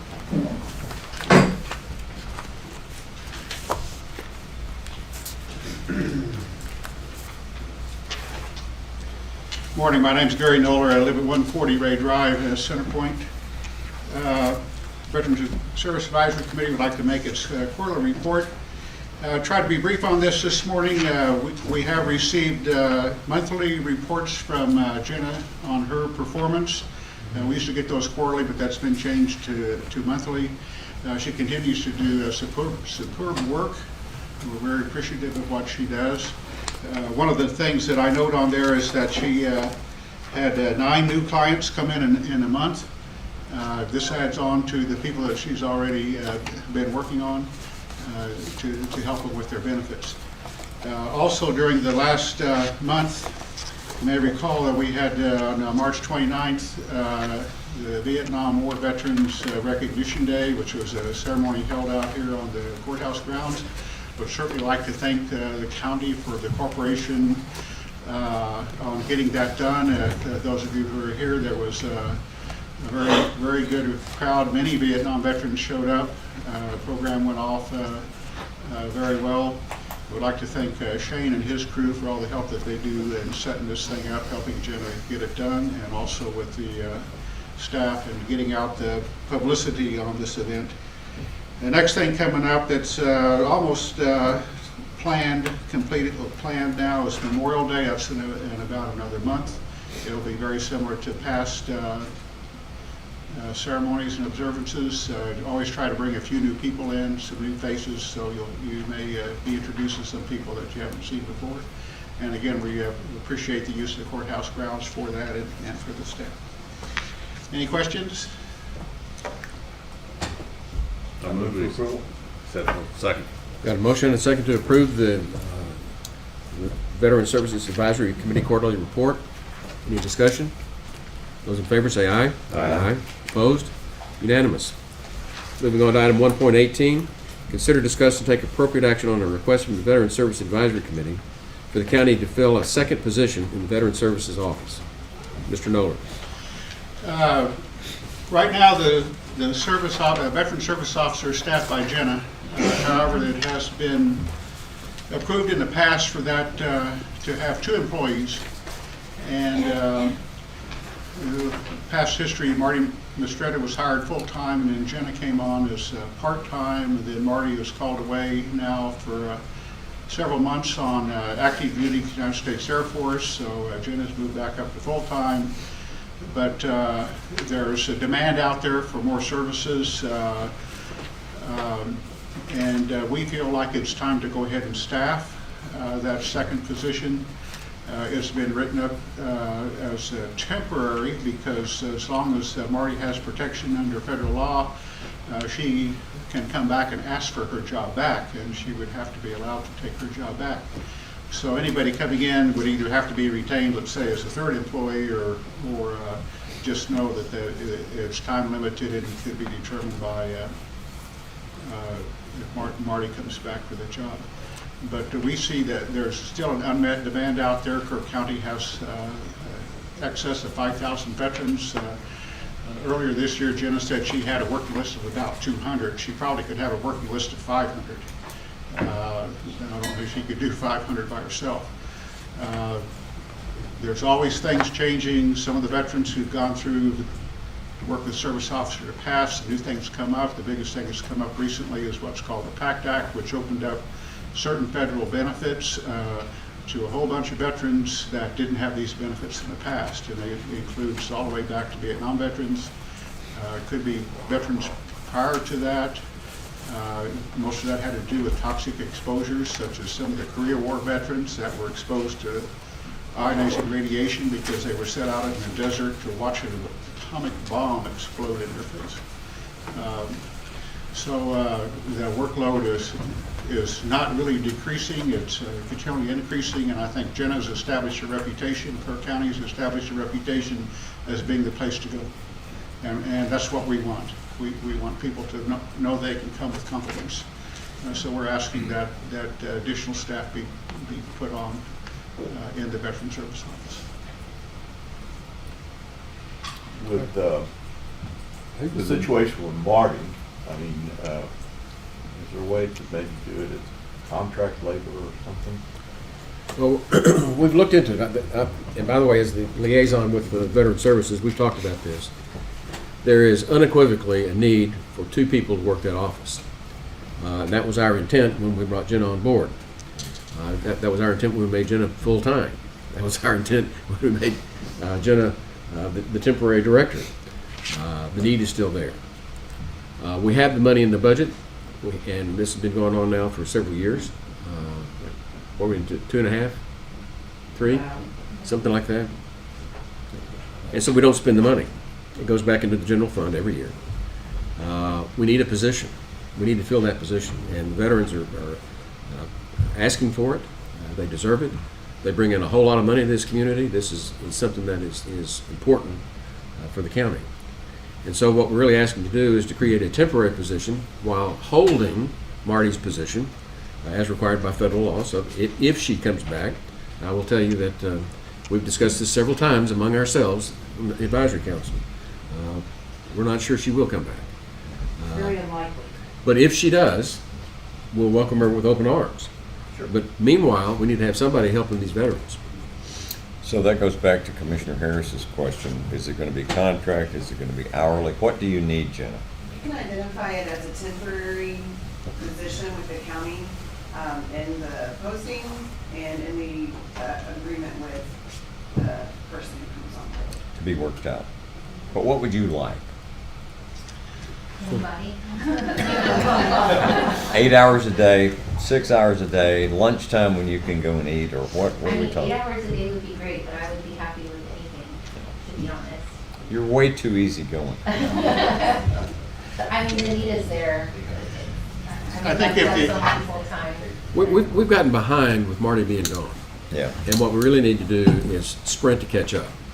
And so I would recommend that we go ahead and put a temporary full-time, and then we reassess where we are after we get caught up. But right now, we are not being responsive to our veterans, and that's not the right thing to do. Sure. See, I don't know that we'll get caught up because word is out that we have somebody that really knows what they're doing. Well, and it increases exponentially. Am I right? They keep coming because the word is out that somebody here knows how to take care of them. That's a good problem. It's a good problem, but I don't think it's going to be caught up and then. Well, then if it's not caught up, we have to come back and revisit whether or not this is a temporary position or a permanent position. Timing. And during the budget process is when we relook at this. I think we go with a full-time position. I just want to know, is there any provision on the federal law? I mean, is there a time limit? How long we 4 have years. to hold this position open for Marty? 5? Is it 5 You years? have to hold her position until February 2026. Okay. That answers it. Thank you. And this is no reflection on Marty because Oh, no. I She did a wish we great had her job. back. I think the Air Force has found out that she's done a really good job. She did a good job here. So, on the agenda items, which one do we act on? This one or the next one, or both?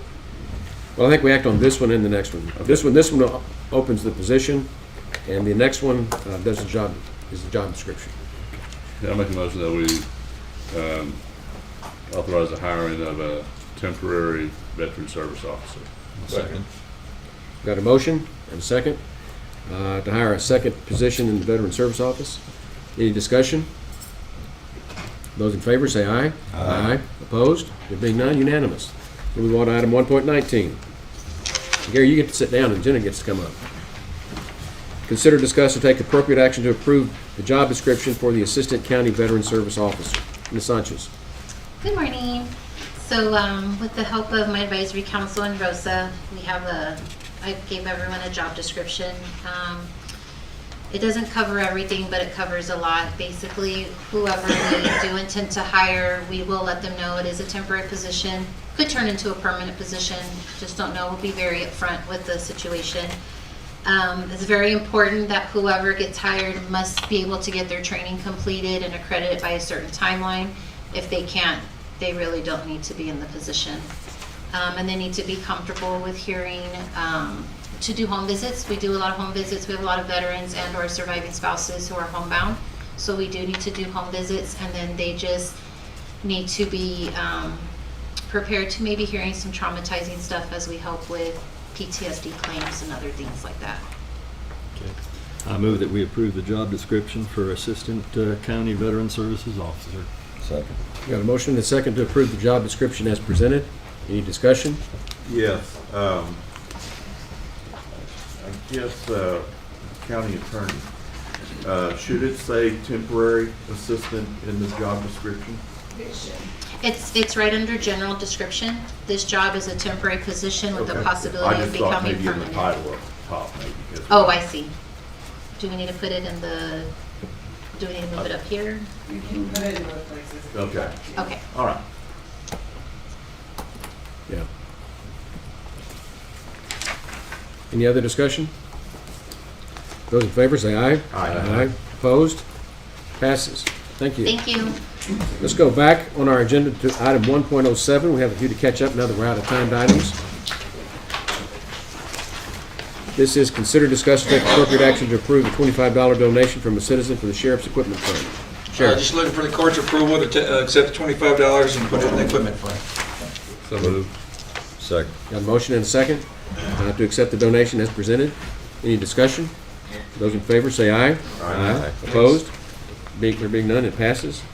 Item 1.8, consider, discuss, and take appropriate action to ratify and confirm authorization for the submittal of the Sutton 2022 Operation Stone Garden Project, grant number 4899301, to the Office of the Governor for the Homeland Security Grant Program on behalf of the Kerr County Sheriff's Office.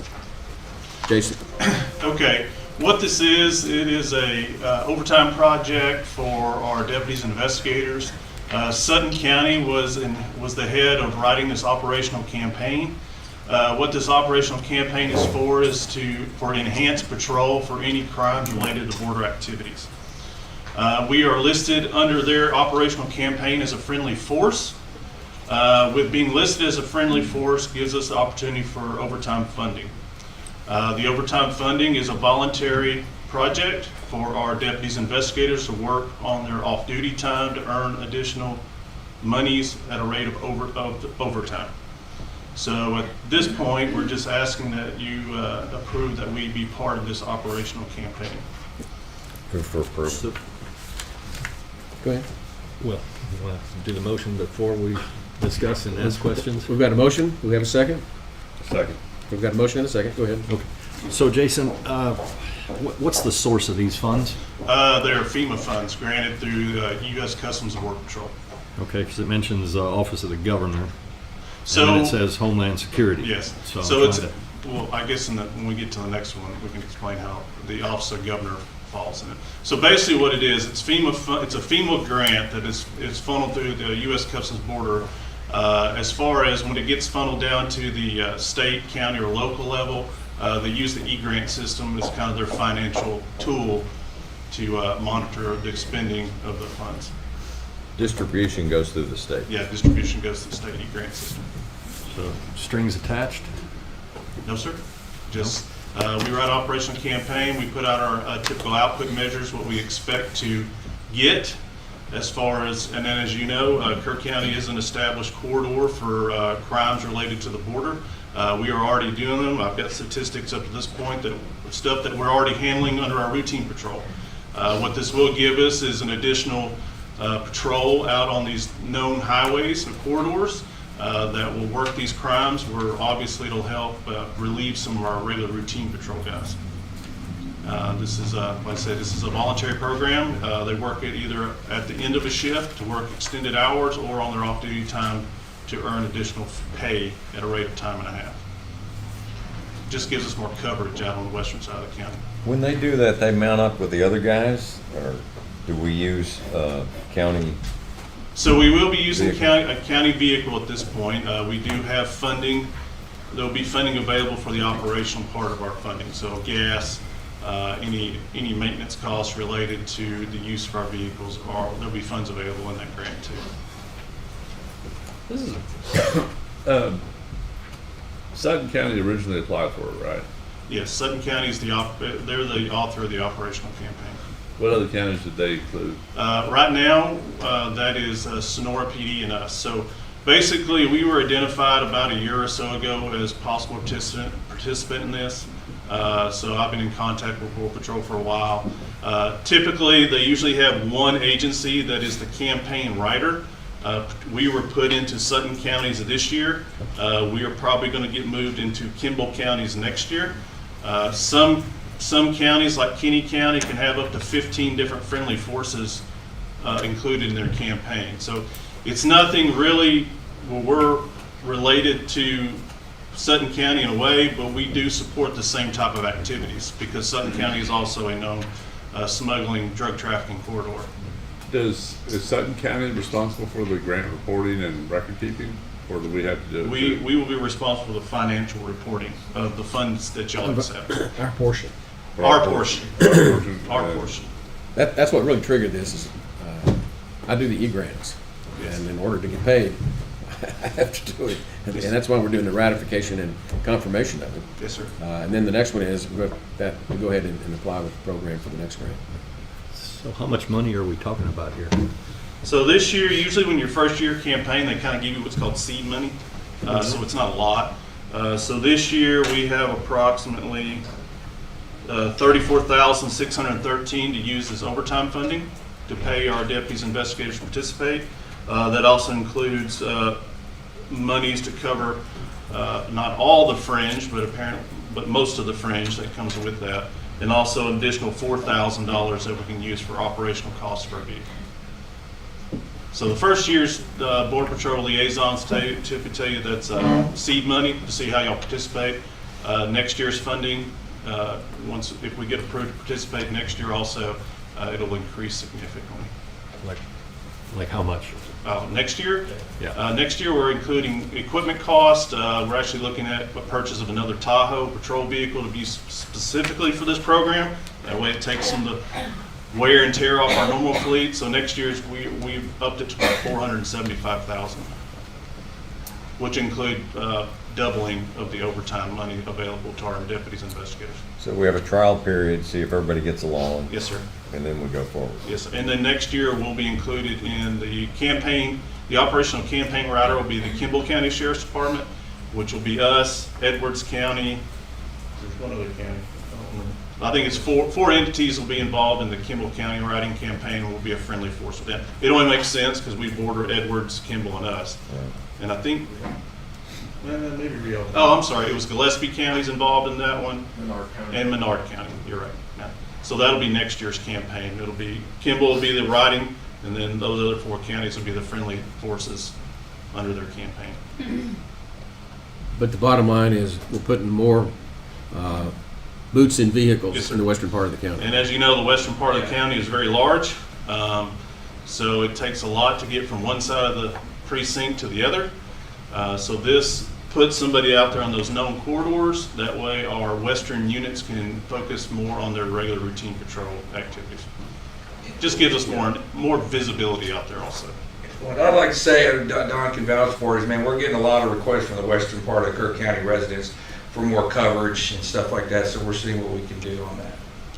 And also with the, as y'all know, if y'all watch the news, Title 42 is going away. So I think the last kind of numbers are saying there's about 40,000 people sitting on the other side of the border, and I guarantee most of those ain't going to set through processing. We're already seeing an uptick in our smuggling cases in the last couple of weeks. So as the desert temperatures start increasing, they're going to start moving their loads east instead of trying to navigate to the heat out there in the desert. So we expect our activities to really jump up this summer. And one of the side effects of this is it actually helps our existing officers. It gives them an opportunity to make the overtime. Yes, sir. And meet some of the compensation needs that we have. Yes, sir. So it's been a very well-received program. So to understand the program, with $35,000, is that what you said, Jason? Yes, sir. Around that, for this year, that won't last a long No, it long won't time. last. We'll either have to try to spread it out, or we could run out. Other counties, there's usually leftover funds from previous campaigns. So and I have seen them do this, if they run through the money quickly, they do what's called a fraggle, and they'll actually input more money into your program. So say over the next few months, we are very successful, we're making a lot of cases, we're supporting the activities under this campaign. I have seen Border Patrol input more funds into the program. So there could be a possibility that if we run out of this real quick, they could input more money into it. So. Okay, that answers that, because I saw it running out, Yeah. and then there's no coverage. But when the money runs out, the money runs out. That's just kind of the way that works. So, Okay. so I'll have to kind of try to make that monitor through. They're late on their funding this year, so the campaign period ends in February 24. So we're already into this campaign year anyway.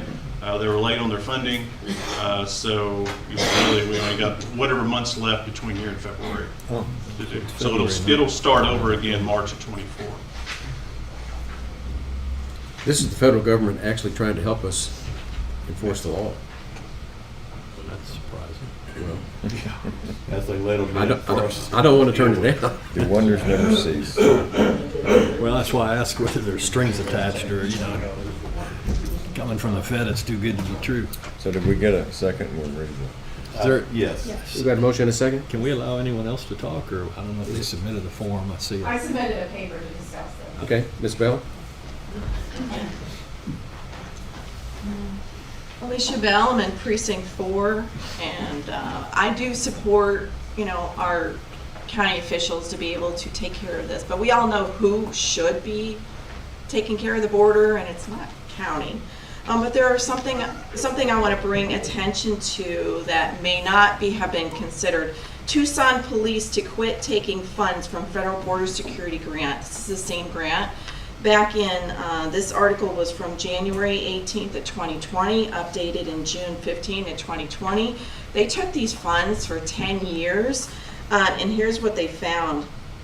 The Board of Supervisors had voted last year to accept the grant with the condition of $200,000 to be used as overcome cost incurred by this shelter for the migrants seeking asylum. However, the request was denied by federal officials who said the modification provided no border security operational benefits, so rendering void the supervisor's decision.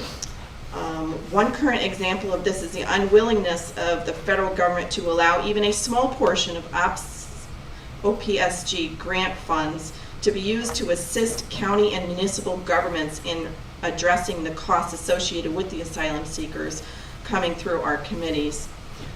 Because the entirety of the money was being used for overtime for the officers.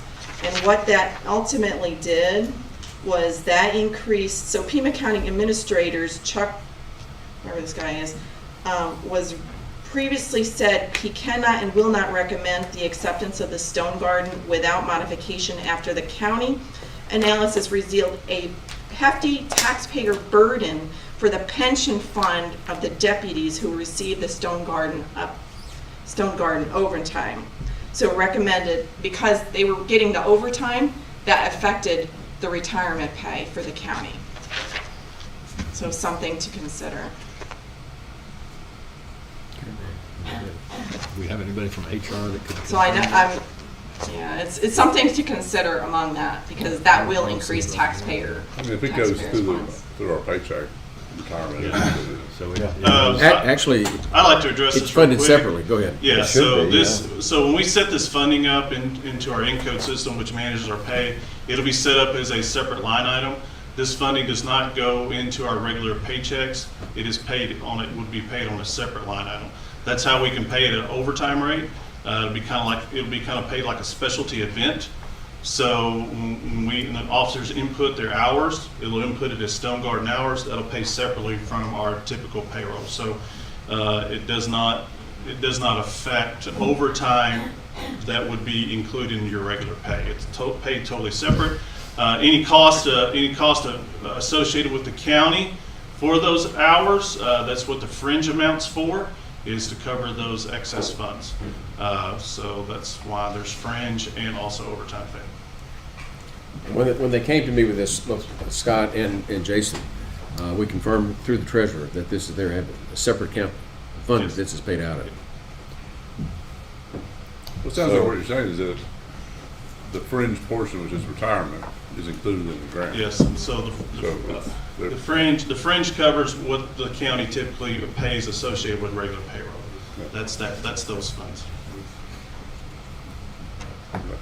Any other discussion? Those in favor say aye. Aye. Opposed? Abstained? Everybody good? No, I'm good. I think what we were hearing about maybe would that have been sloppy bookkeeping or something, Tanya? It was, I guess it was how the contract was written. Yeah. But it was, that sounds like somebody made a mistake. That was about asylum, not interdiction. Yes. Well, Okay. it was funds that they were not allowed to use for asylum, which you need help doing that. So, you see a lot of grants that supplement overtime for counties and stuff like that. I could see if there was a major input of funds that would be used as part of the regular payroll overtime, that could be abused and increase the amount of overtime that the county pays out, which would associate those extended fringe costs. But this is funded separately out of payroll, also includes a fringe to cover the cost of the county. Okay, so what we just did was ratify and confirm what we've been doing. Right. And so now we go on to item 1.9, which is to consider, discuss, and take appropriate action to approve a resolution regarding the Sutton 2022 Operation Stone Garden Project Grant Number 4899301 to the Office of the Governor for the Homeland Security Grant Program on behalf of the KC Sheriff's Office. This is the going forward part. Yes. This will be the going forward acceptance of those funds for the overtime project. Move for approval. Second. Got a motion and a second. Any discussion? Those in favor say aye. Oh, go ahead. Yeah, just this, whereas the Kerr County Commissioners Court agrees that in the event of loss or misuse of the office of the governor funds, then the Kerr County Commissioners Court assures that the funds will be returned to the office of the governor in full. It just means we're going to be responsible and follow the rules Yeah, of so that we're already grant. contemplating that the. No, office that's just every grant we take. Yeah. I Is mean, that- you have to follow certain guidelines of who are the grant person who brought you the money, they're gonna want their money back. So that's any Every single we grant apply out for. of the governor's office has that language in it. If you don't do what you say you're gonna do, you gotta pay it back. Yes, sir. Well, okay. I would almost think that that's the one of the grounds where if he doesn't do what he says he's gonna do, we shouldn't have to pay it back. But anyway. That's a whole different political issue. I don't necessarily disagree, but Yeah. The seesaw don't work that way. Well, I'm sure it always goes one way, doesn't it? Something flows downhill, I don't know. so we've got this motion and a second on the floor. Any Aye. other discussion? No, sir. Those in favor say aye. Aye. Opposed? Unanimous. Thank you, Jason. Thank y'all. Next item is 1.10, consider, discuss, and take appropriate action regarding refunds from the Hill Country Regional Public Defender's Office. Contributions back to participating counties. Ms. Shelton. Yes, as you are aware, Kerr County was the fiscal agent for the Hill Country Public Defender's Office for the 2 years that ended 9/30 of 2022. The schedule presented shows the amount of match contributions received from participating counties based on the budget versus the actual expenses, which were less than budgeted. These amounts were audited by Armstrong Bond and Associates as part of the Kerr County's external audit. It is their recommendation that these excess funds be given back to the participating counties. I make a motion that we return the excess funds to the counties in the amounts designated on the attachment and authorize the auditor's office to send checks as soon as possible. I'll second. Got a motion and a second to approve refunding the contributions that were overpaid to the Public Defender's Office. Let me make a comment, just a quick comment on it. There's two sets of funds that we're kind of looking at the Hill Country Regional Public Defender Office. This is real simple. This is the budget was this amount, we spent this amount, this is the difference, we get a refund.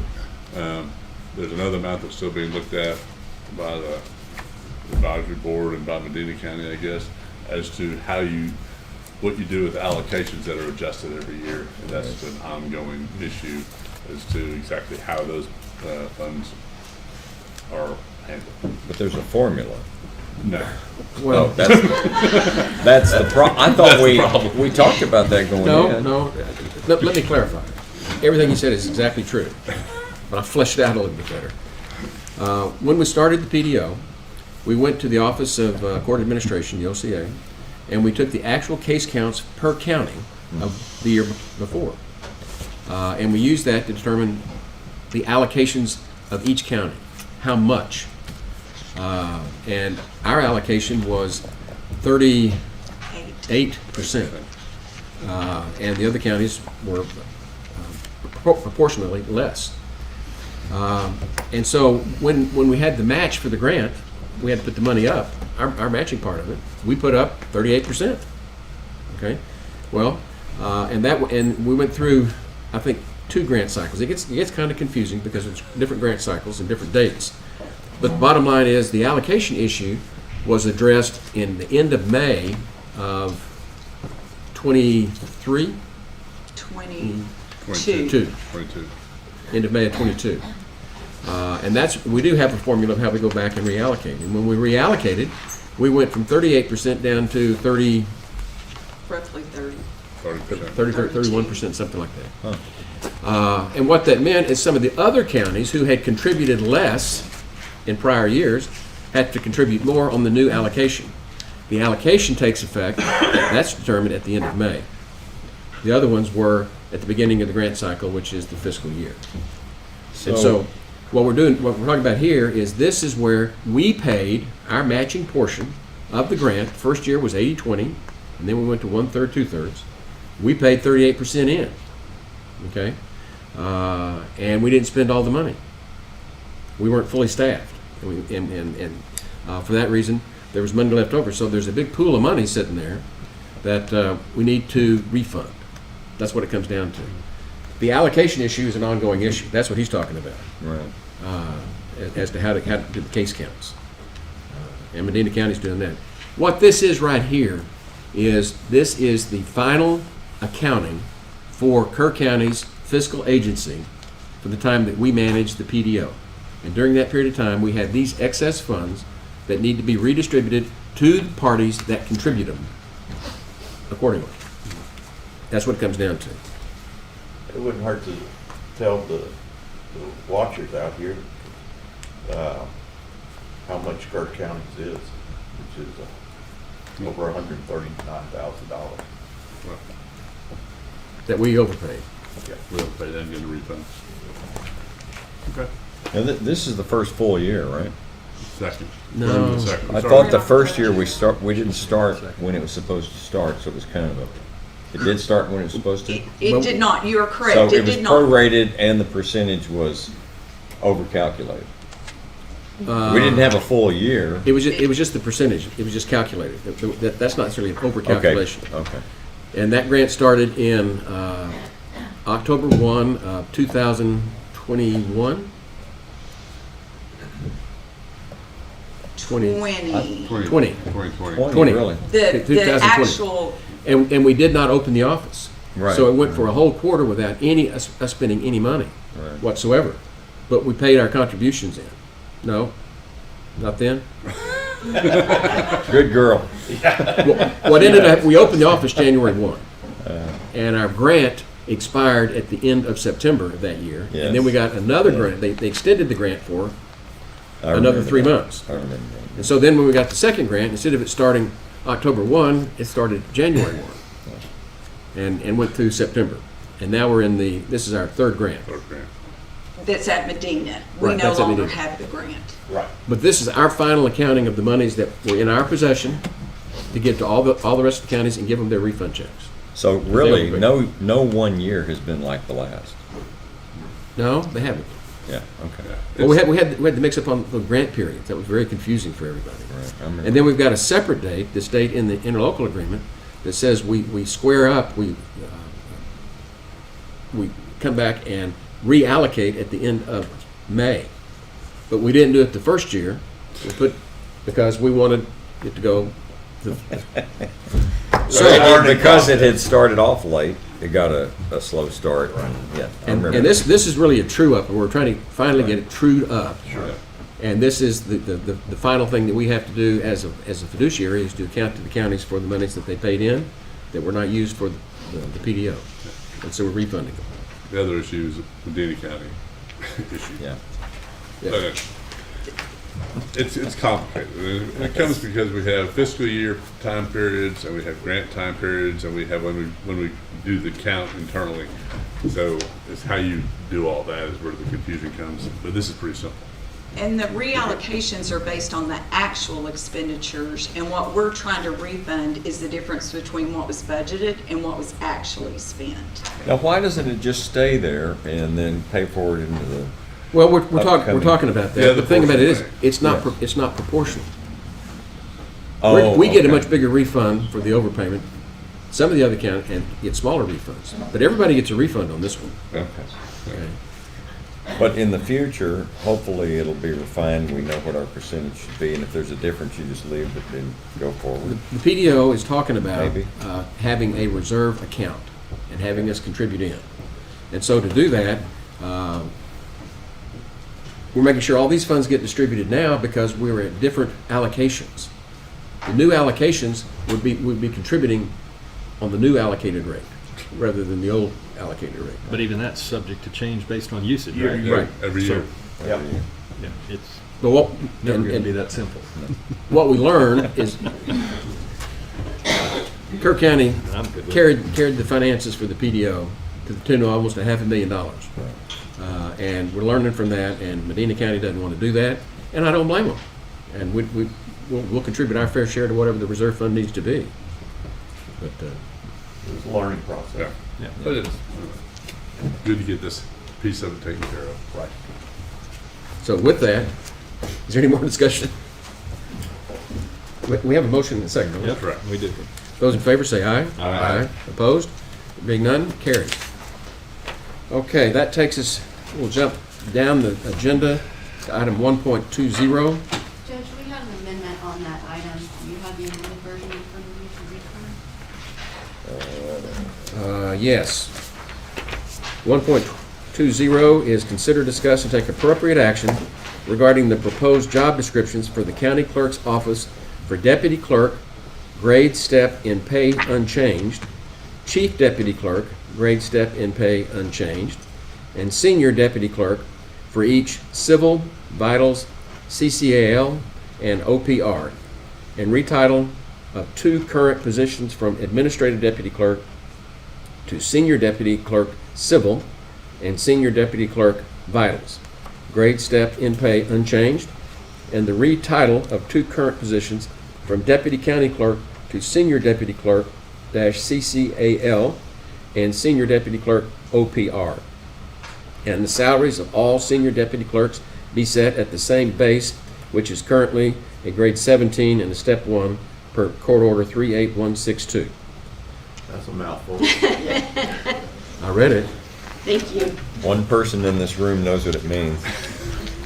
So I've also submitted a letter for my recommendation and request. I'll just read that out to the court. Thank you for your time today. I'm asking for a retitle of certain positions in my office, which will not only create incentive for my staff to move up the ladder, but this change will alleviate pressure on the upcoming new budget of the fiscal year 2023-24 general fund. Specifically, by the beginning of the new budget year, these retitles will transfer certain salary items into the county clerk's special fund 41, thereby creating a surplus in the county's general fund, Fund 10. County auditor assisted me with this proposal. She found that my present budgeted salaries will allow for these increases in pay for the 2 positions that would ultimately be affected. In summation, I'm respectfully requesting that the court, 1, approve the job descriptions for deputy clerk and chief deputy clerk, 2, authorize the retitles of the 2 admin deputy clerks, the present admins, from administrative deputy clerks to senior civil and senior vitals, and include the approving those job descriptions. 3, authorize a retitle of the 2 deputy county clerk to senior county court at law and senior official public records, to include approving the job descriptions for those and the increase in pay. And lastly, that these changes be effective at the beginning of the next full pay period, which I believe is today. I'm open to questions. And that letter was from who? That was from me. Okay. And it also fits the model of the district clerk's office, where they don't have admins, they have senior clerks and a chief and elected. So this would also match that model. I'm not sure I totally understand. I don't understand. Okay. I know. Glad I'm not the only one.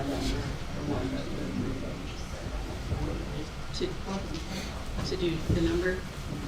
Well, where would you like me to start? I mean, I think what would be helpful for me, Okay. if it was set out on the schedule that we have in our budget that has all the classifications, kind of what we use in budget, in our budget hearings a lot. It'll say the title, step grade, and then the grade step currently, and then what you're doing. More of a chart form, so I can see exactly what's going on. Do we have that in the backup? I didn't see it. Page 3, 4, and 5, perhaps? Yeah, sir. And it will not increase my current budget. I won't go over it in items.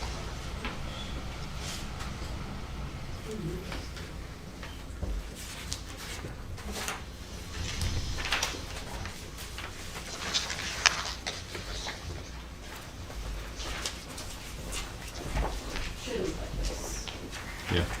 Yeah. It's there. Okay.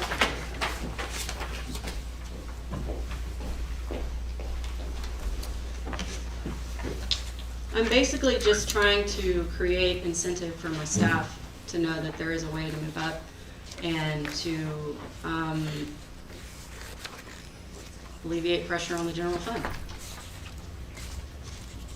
So you're going from your employees that are 15, putting them at 17. Correct.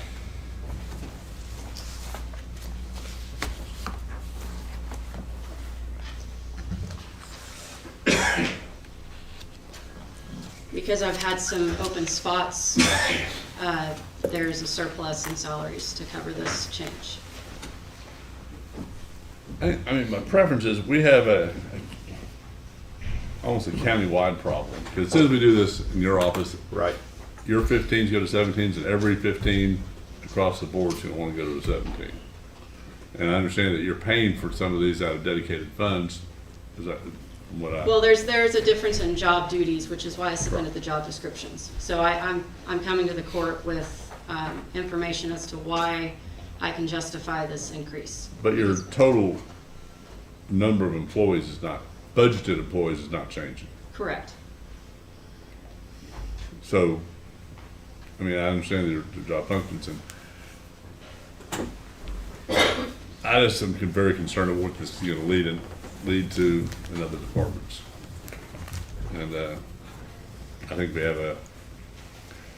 we need to discuss as a court hiring in a lot of departments. I know we have another one. A lot of departments have issues right now. Without a doubt, and very important ones that, one of them being the sheriff. Yeah. The other's road and bridge. Road and bridge, I mean, No, we're gonna have to do something, but I agree that this I'm not saying we don't need to do it. may open. I think we need to do it all at once. not department by department. Well, I don't know. I think we're gonna have to take action We're pretty quickly. We're about to start, within the next week, we're gonna start the budget season. Okay? Something like this, to me, I think ought to be handled in a workshop, so we can discuss it. And make sure that what we're doing. I don't really understand what we're doing or why we're doing it, but I agree with you, it's gonna cause ripples, and they're gonna go completely through this courthouse. And I don't know what we've started. I don't know where it's gonna end. I agree with you, Commissioner. We're gonna have to do something in this budget, and it's gonna be a painful process, but something we're gonna have to do, in my mind, is look at our salaries across the board. Yeah. Well, Yeah. I think we need to start in the areas where, we're shorthanded already and we're losing people left and right, and try to stem that flow before it's too late. And so I would at least, I'm certainly in favor of having that discussion sooner rather than later with respect to the sheriff's office and road and bridge as well. I think it's important that we do it for all the departments, but that's where we're having huge problems right now. I understand the concern, and I agree with the concern. But the problem here is, it's gonna be a countywide issue. And taking one office now, before we even start the budget season, to restructure how they're doing that, without knowing how it's going to affect everybody else. I'm sorry. Seems to me, I'm sorry, I just thought I was trying to get this in ahead. That way Yeah. you could have a better picture of the general fund, to know that there's gonna be a surplus. If we did this, there would be a surplus for the court to have ahead of time. But if you'd like me to bring it back another day, I can certainly do that. Well, we're aware of it, Jackie. It's not going unnoticed, and it's something we gotta deal with. And I'm trying And to the private create people, instead this is a nationwide problem. People are having a hard time retaining and attracting employees. That's why you see, cause of inflation. Labor costs are going up. Costs for everybody's going up. We have to deal with it, and it's a nationwide problem. I think that I'm in favor with the judge said that a workshop just focused on this, and I would encourage all elected officials and department heads to think of, use the term outside the box a little bit. I told Kelly, I said, is there a way to restructure your work week? Is there, whatever. We need to look at a lot of different things, because it's about to get worse. Because I had dinner the other night with some people that are state employees or head of state agency, and the state's getting ready to give, I believe, a 10% across the board pay increase. They already have. Yeah. Well, you shouldn't apologize for getting Well, I ahead tried. of this for your staff.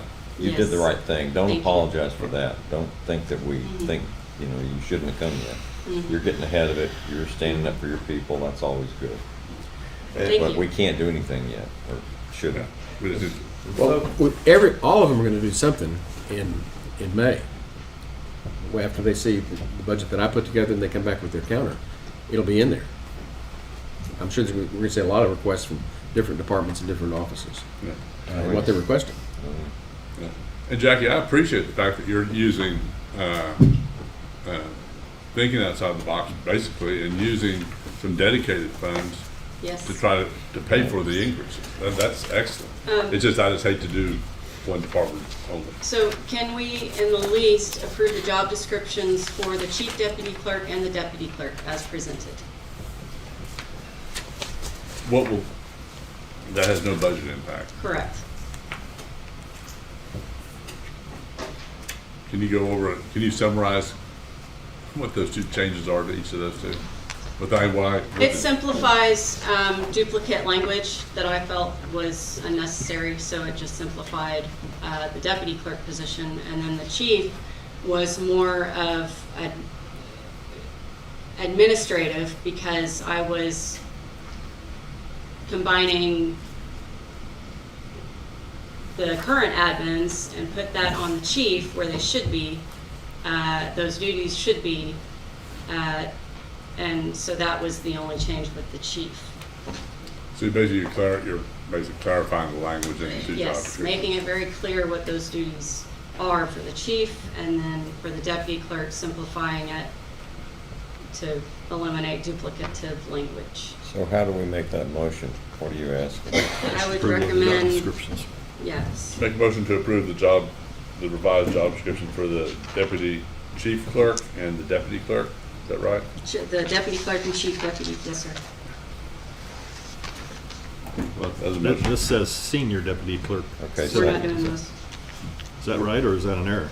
We're just doing the two. We're just doing the chief deputy clerk and the deputy clerk. Oh, Correct. there's more than that, okay. That's what I'm, yes. That's why I asked That's my motion. what the Yes, motion is. please. So I second the motion. Okay, so we've got a motion and a second to approve the job description changes for the chief deputy clerk and the deputy clerk. Yes, sir. Any discussions? Well, I just want to say something that I may get the EY from the county attorney, but we touched on it already. So the citizens know, we just spoke that the state's looking at giving a 10% raise across the board. Well, we just had TxDOT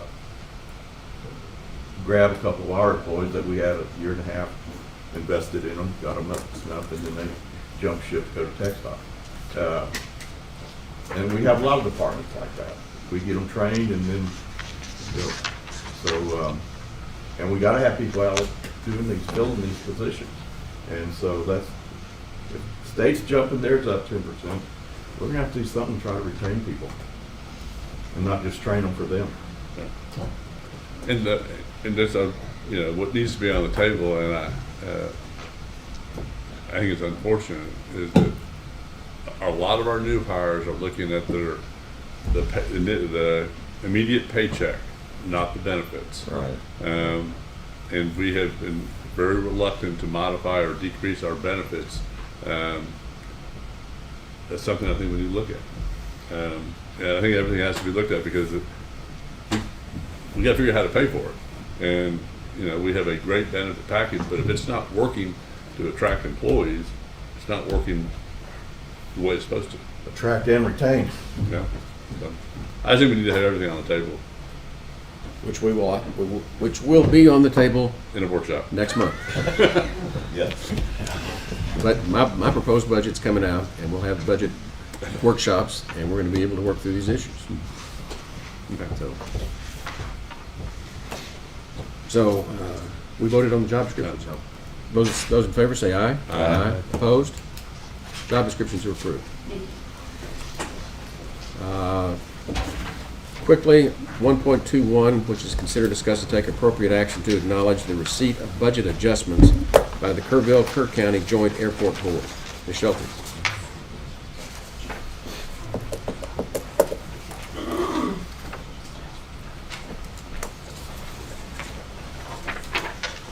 This is more of a formality. The interlocal agreement between the airport, city, and county allows the airport board to approve line item budget adjustments up to 10% of their budget. For the first 6 months of the year, these transfers have amounted to $43,581, mainly for professional services and insurance. These have all been line item adjustments.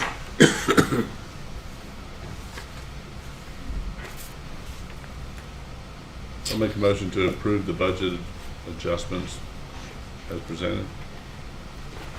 Second. Got a motion and a second to approve the airport board budget adjustments as presented. Any discussion? Those in favor, say aye. Aye. Aye. Opposed? It carries. Let's take a 5-minute break and we'll come back for 122 and 123, plus the approval and information agendas.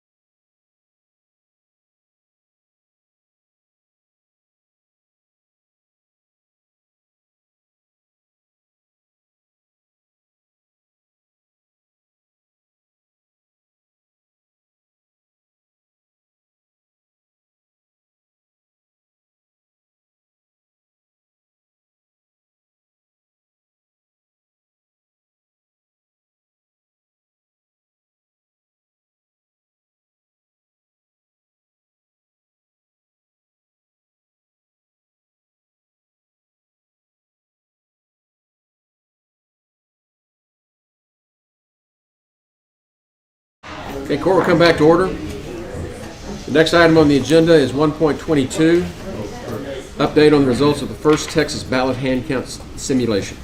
Mr. Paces. Yeah, basically, I'd already informed the court that a group, this is Texas First, would be doing a simulation on ballot hand count. So I'm pleased to inform the court that it was carried out successfully last weekend in Dallas.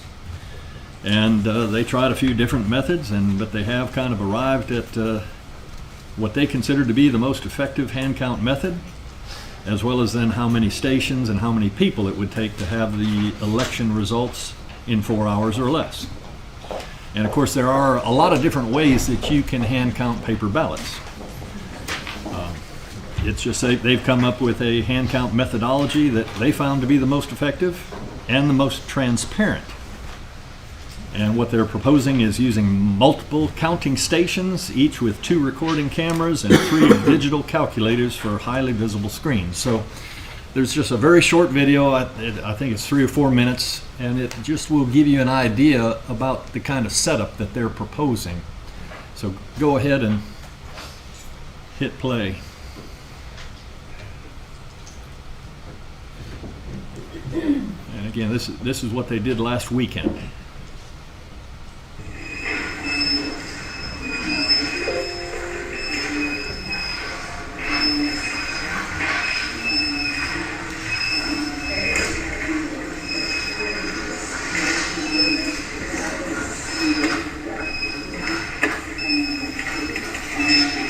This is 5 counting stations.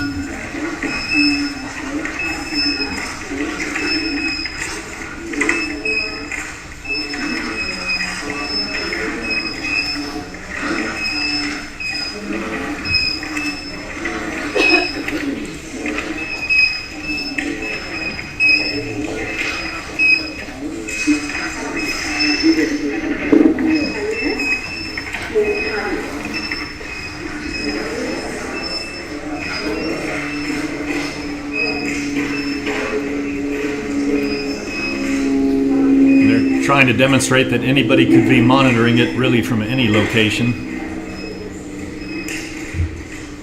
And that's a final tally as they count batches. I want to thank y'all all for being here today. This is Mott County, Texas, Precinct 1 demo election. You each have a stack of 50 ballots for a total of 250 ballots with 20 races on each ballot. So each team will be counting the entire ballot. So you have names, you switch to a different ballot to put up there. Each time you're going to switch names, make sure you write down the count for the election you just counted. Make sure it totals up to equal 50 so that we know that we're accurate. We're going forward. Try to keep your hands out of the way of the camera as much as possible. Don't cover the races when you're pointing to the races. And you'll just go through and count all ballots. Okay, so I'm going to start the timer and passing it up. Go ahead.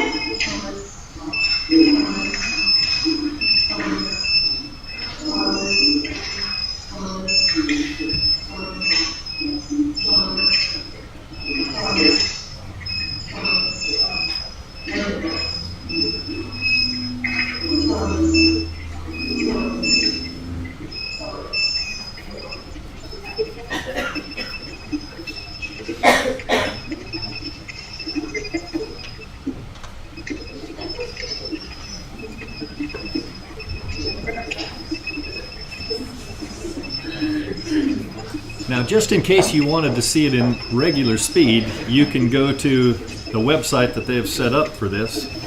It's Mock County TX. So MOCKCOUNTY.TX.US. And you'll see a lot more. This is basically the end of it here. So you can close that down, Charles. Thank you very much. So basically, and again, that's just a very brief video to give you a feel for what this methodology looks like. Okay, so for anyone who is concerned that this system would require certification, it would not. This is strictly hand counting. People make all the decisions in the most transparent way possible. It is not an electronic voting system. It does not require any form of certification, and it is fully within the authority of our Commissioners Court to approve its use. Currently, 7 counties in Texas already hand count their paper ballots, but they use a little bit different technique to do so. This, I believe, is far more transparent. So for comments like, if it isn't broke, don't fix it, I'll offer my favorite quote. You know, the trouble with ignorance is you don't know when you have it. And that summarizes the entire problem with electronic voting systems. The voting machines we've been using are expensive black boxes, and we have no idea whether they're giving us the correct results or not. In our election integrity workshop, Hart InterCivics representative said, and I quote, "Anybody who says something is not hackable is a fool. So anything can be hacked, right? But it takes access to the thing, knowledge, and mostly time to be able to do that." And then when questioned, he also admitted that Hart imports the motherboards from China. And of course, the motherboards are the most critical component of those machines. Yet we're unable to inspect them to know whether there's a modem embedded in the boards. Well, anyway, if you trust China, great. I don't. So who knows whether our voting machines have ever been hacked here in Kerr County? I'm not suggesting they have been, but they could have been, and no one would ever know. That's the real point. That's why we propose going to hand counting ballots. Further, you have Mr. Jarrett Woodward, who presented to the court in our last session that the equipment we're using may not be properly certified, which raises concerns about the validity of all the elections in which it's been used in the past.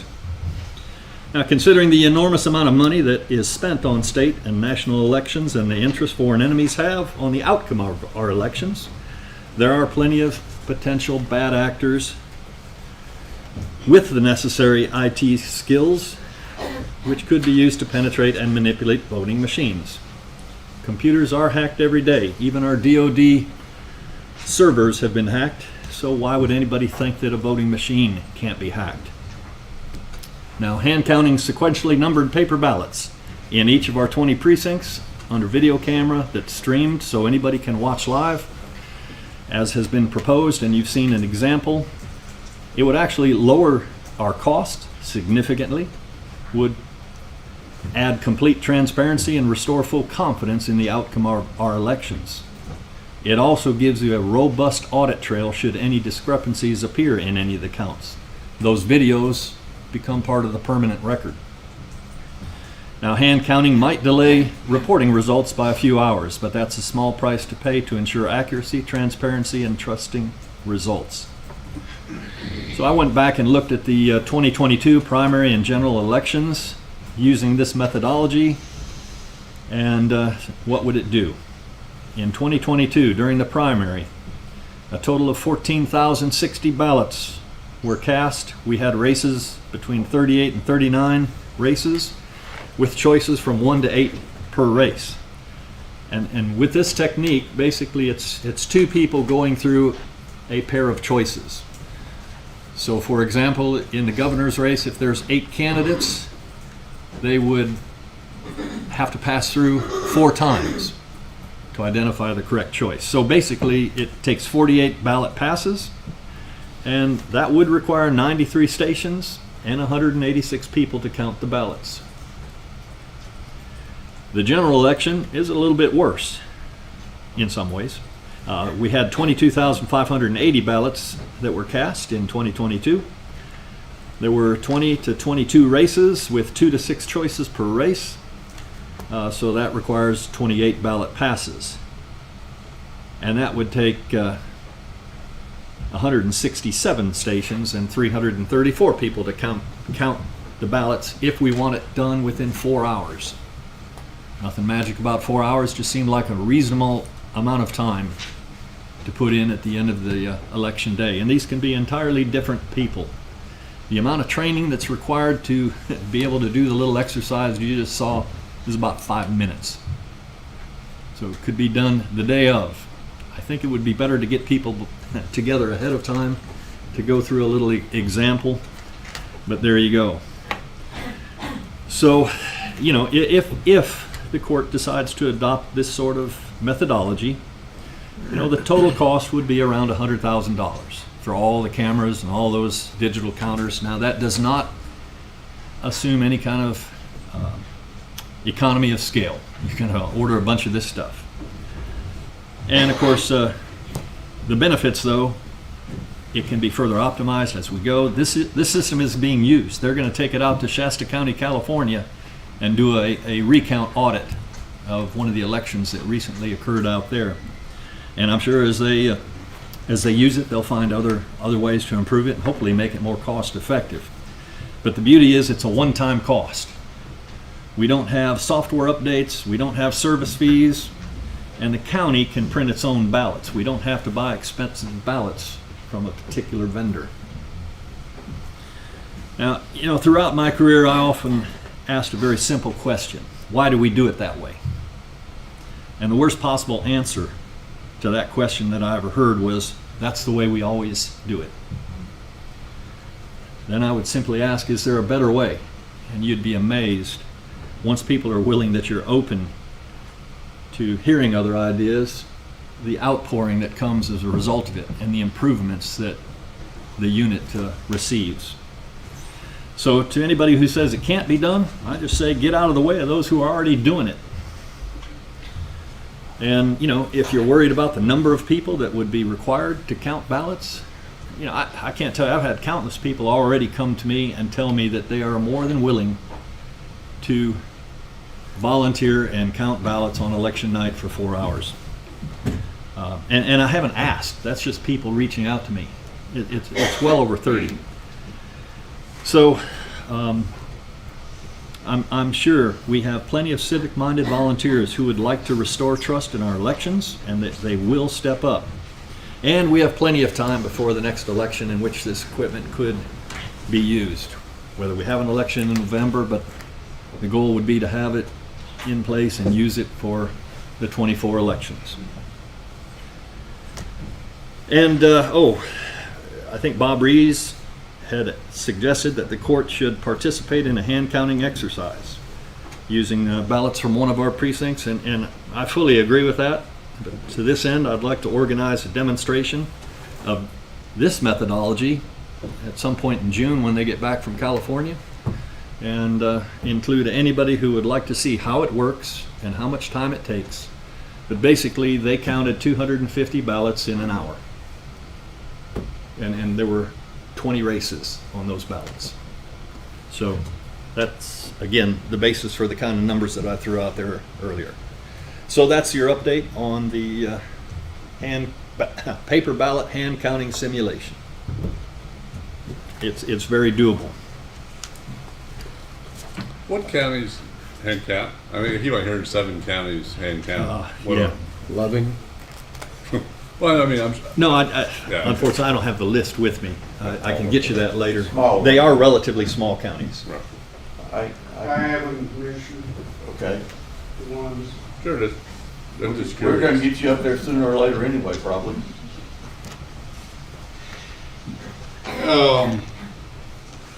Taking the counties that you indicated, Commissioner Paces, was Armstrong, Castro, Ford, Glasscock, Hansford, Haskell, and Sterling. I took it upon my office to call each one, and staff did. Only 2 of them said they hand counted. That'd be Glasscock, which is Garden City, I believe, and then I had to actually look at the map to locate Hansford County. If you go too far north, you're not in Texas anymore. It's in the far part of the Panhandle. Hansford County has 2,900 registered voters. November election, they had 1,522 which voted.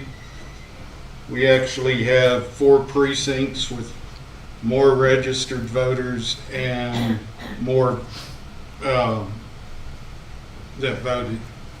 Glasscock County, 815 registered voters, 572 voted in November. We have 18 precincts that are larger than the entire county at this time. I also took it upon myself to have my staff email Secretary of State's. I'm assuming the machines are similar to what Mr. Cook demonstrated on his video. Secretary of State said under current law, and there may be some things in Austin right now, under current law, you must use tally sheets and pencil or paper. No electronic type of equipment at all may be used. And Sheriff, did you take those up?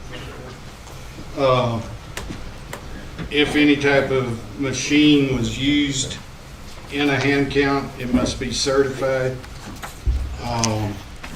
So that's what I've learned. Could you say that again, please, Bob? You're saying if it's a hand count, you can't use any electronics? That's the way I interpret the email that the sheriff just passed out. You'll see the email that I had Ms. Alford So send. nobody can use a calculator? Because that's the same kind of thing. I'm just going by what the Secretary of State's office said, Commissioner. Because if you're going to go back in time, they didn't have those then. Really? Okay. We also conducted 2 simulated hand counts just to see how long I'd have to keep y'all after hours. I took one precinct that would be approximately the same in the upcoming primary. My staff did that.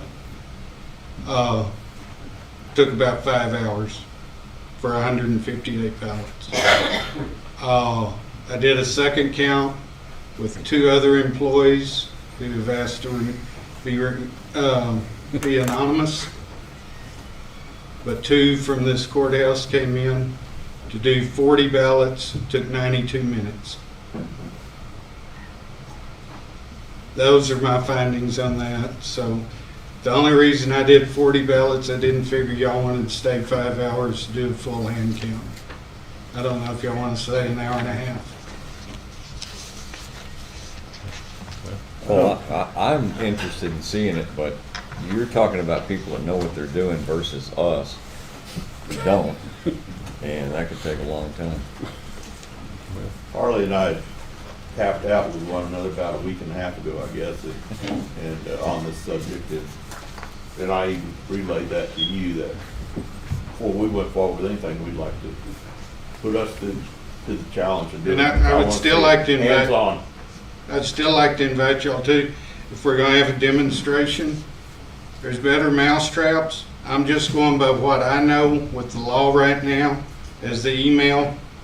You can tell the email that I drafted had my chief deputy send. It was meat and potatoes, and I asked for the responses, and that's what I've got from Secretary of State's legal division.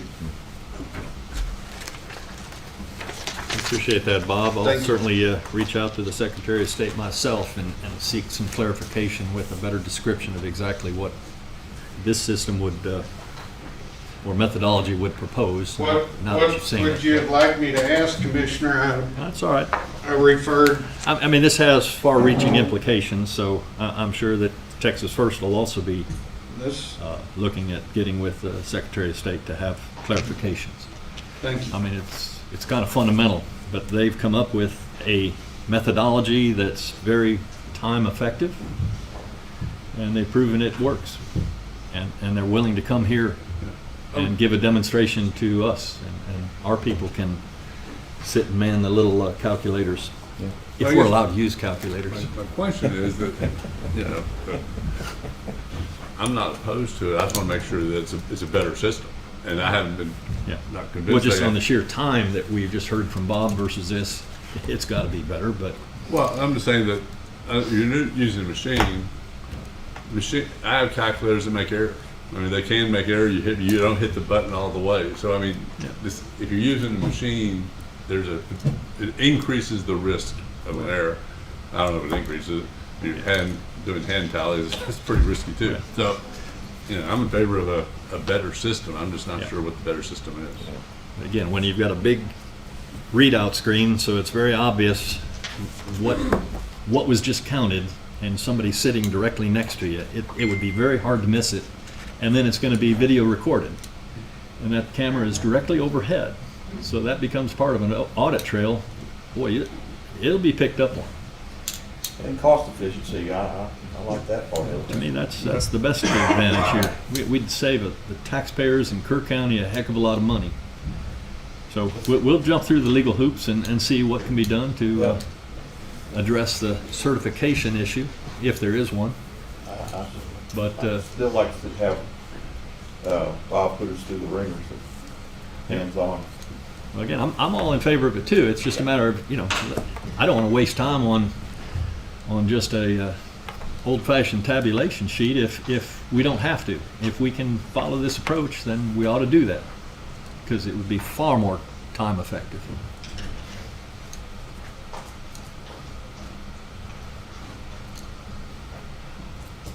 Any other discussion?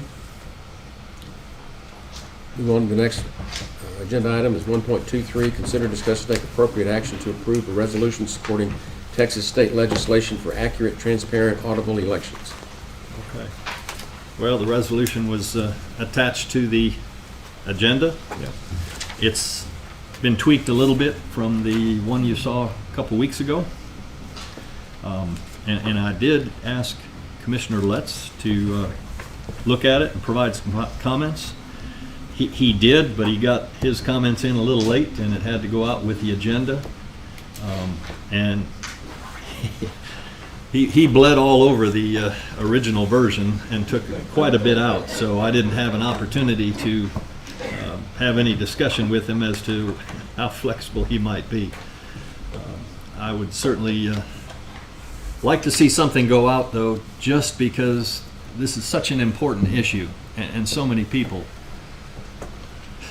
have lost trust and faith in our election system. So anything we can do to encourage our state legislators to fix it, and they are considering a number of different bills and laws, and the real problem is the legislative session is already late in the game. So I'd like to get something out. I was hoping that we could include getting rid of Eric, because that's become very, very costly and proven to be ineffective. So why should... First, let me make a comment. Mr. Pace called me at 6:30 Thursday evening, and I did not even... That was Wednesday. It was Wednesday evening before I was leaving town. And I got it back to him about 1 o'clock the next day. So I had it 18 hours. I think it was a pretty quick turnaround on my part, because I had meetings that morning. So, take things out. I took out things I didn't know myself. I took 3 things in the bullets. I mean, the verbiage, I tried to keep it to things that I think that I know are true. The court has a copy that I gave it to them this morning of the resolution. I took out 3 bullet points. I took out 1, precinct neighborhood level voting, no countywide polling place. The reason I did that is that I don't understand how if you don't have countywide, how you do absentee ballots. I mean, you've got to have it countywide for absentee ballots, unless you take them out to the, let me finish, out to the precinct. But I took that out because I didn't understand that. I took out tabulation of ballots by hand count at the precinct level with cameras live streaming for the results to be complete and transparency. I haven't seen a system that I know works for that, is efficient. And I took out eliminating the costly and ineffective ERIC system. I don't know what I don't really understand ERIC system. It's just, I don't like voting on things that I don't understand what it is. So those are the 3 things I took out of the resolution. The Eric Registration Information Center, it's a system that compares our what is it? Poll books, basically, our registered voter lists with other states. And the experience is that it has not worked, and it tends to be a little biased, and it's very expensive, so there's a push to stop using it. I'm probably not opposed to that, I just don't really know what it is. Okay, and you also took out ranked choice voting, prohibition of ranked choice voting. I don't know what ranked choice voting is. Well, that's how they screwed up their elections in Alaska. Well, It's okay. not a good thing. Okay. You can I'm win okay with even that. though That's you- okay. I didn't know what you were with that. Yeah, that's what it is. I'm okay with that. Okay. The Alaska way of doing that last election was terrible, I agree. I'll accept all your changes if you'll leave ranked choice voting in and eliminating the costly and ineffective ERIC system. And the others, we'll get there. Right, and this is just a resolution going, pushing the It's state just- to make some changes. Yes. I mean, and who knows what they're gonna do. Yeah, it's probably not worth the the paper it's Right, written on, I but mean, we're doing what we can. Exactly. We're trying to And encourage them to do it's an the right important thing. issue. All of our constituents have spoken. Well, maybe not all, but a large number of them have spoken. I go along doing that. I mean, I would like to hear what Bob's feeling of Eric is. Is it, I mean, the ranked choice, I'm good with that. My personal opinion on Eric is if we have it, I'm bound to use it. If we don't have it, so be it. That's it. I mean, I'll be honest. I'm not trying to fight everything that the commissioner is saying. Yeah. It does have its good points as far as catching duplicates, but does it catch everyone? No, sir. No, sir. So, I mean, the cost of it, I'll have to leave to the state. I mean, On that. yeah. So it's basically mandating how you, It's another it's si- supposed to be a cross-check, it's supposed to be a cross-check of our voting polls, or record. In the general sense, yes, sir. Now, I read recently, Mr. Reeves, that we have to get new voting machines by 2026 that installs technology we don't really have perfected yet. Can you fill me in on that? There is one bill that was passed, I believe it was part of SB1, SB2, one of those two, in the last session. Supposedly it is being debated to correct some information there. I don't know what the status in Austin is as of today on all of that. Would that be a software update or buying a new machine? Yes, probably both. Oh, wow. So then that's a big expense coming up ahead. Yes, sir. Not denying that. Yeah. Okay. We, as I said before, we applied for a grant when some of this came out, but we were told since we already had paper ballots, we couldn't get the grant. And we know what happens with that. So that grant was to incentivize full electronic voting? Audible, with everything given paper. Right now, if you vote on the computer, you don't receive anything that shows how you voted. Right.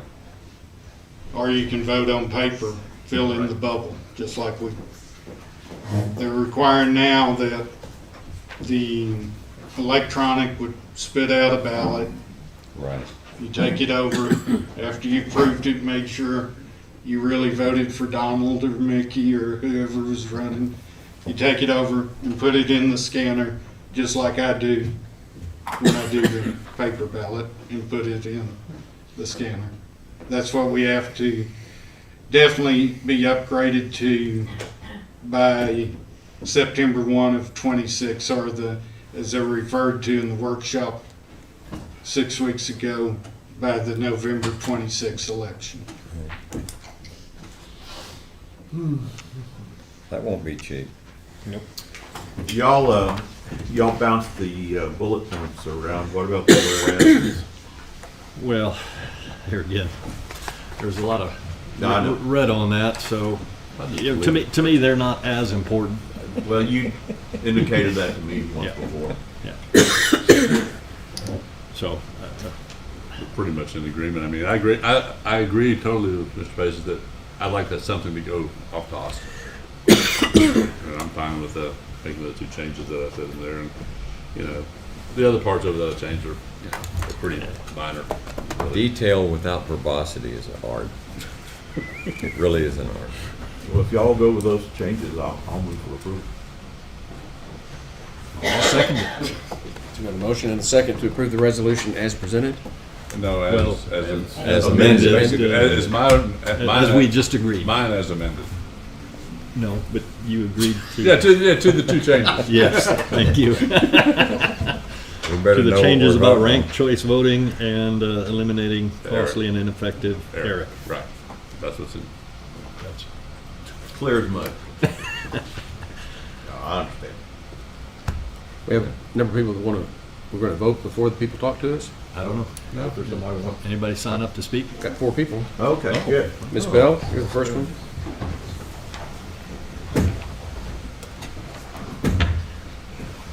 Alicia Bell, Precinct 1. I recommend that the court accept the new amended resolution. Mr. Ortell.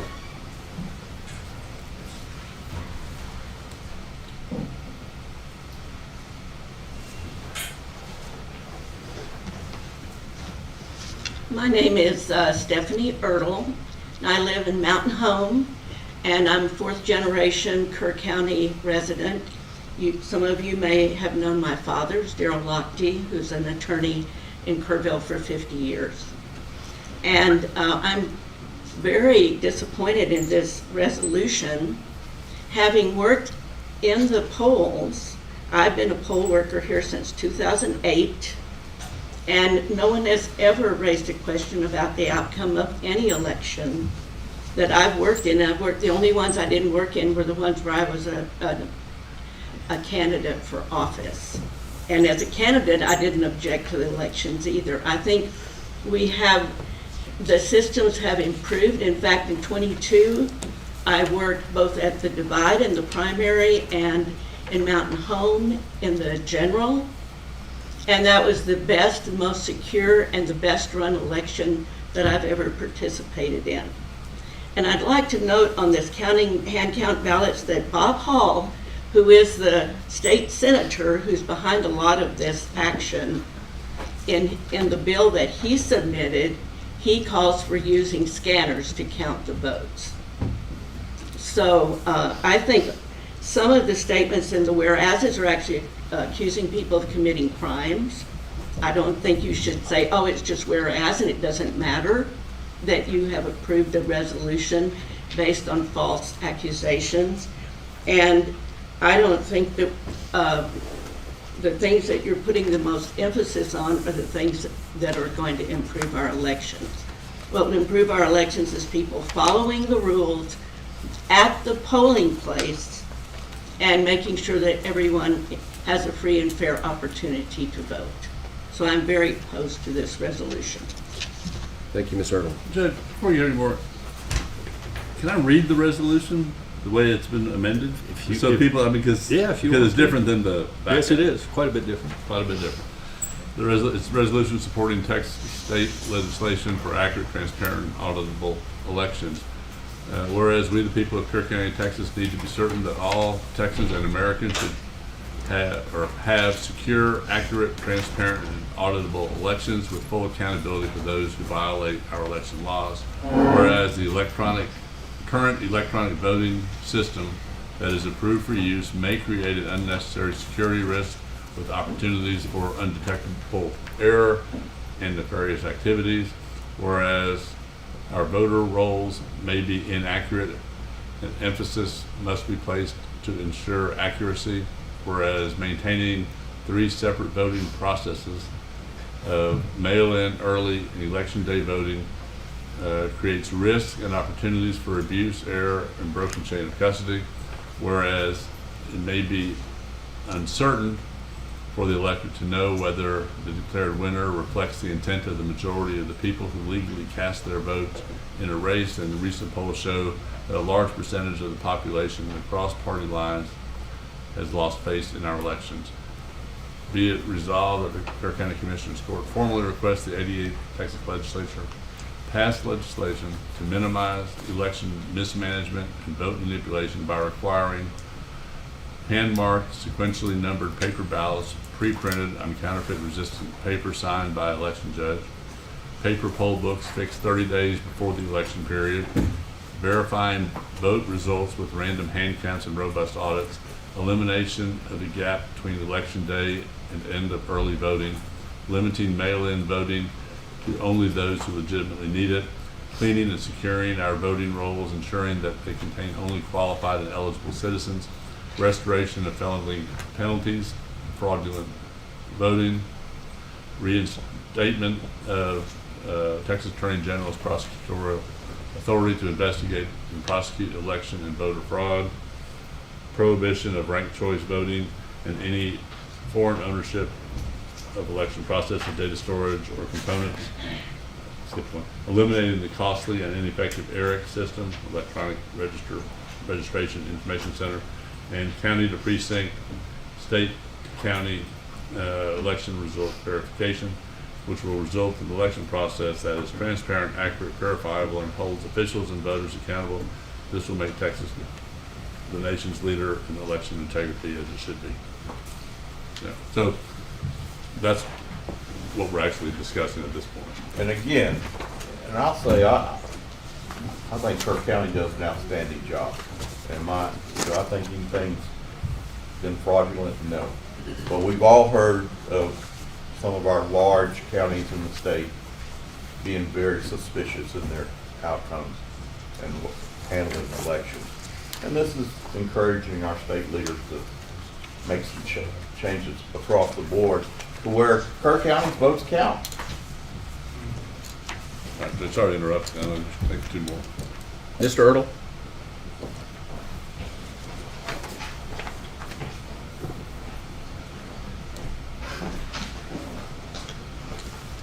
Thank you. I'm Rick Ertl. I also live in Mountain Home, Texas. And I'm opposed to the resolution as proposed. Just to give you an idea of how I come to this and my background in this area, I've worked in the elections in Kerr County for over the last 15 years. And 4 of those years I was a county chair for one of the parties and had the responsibility to recruit 80 election workers to work at the polls.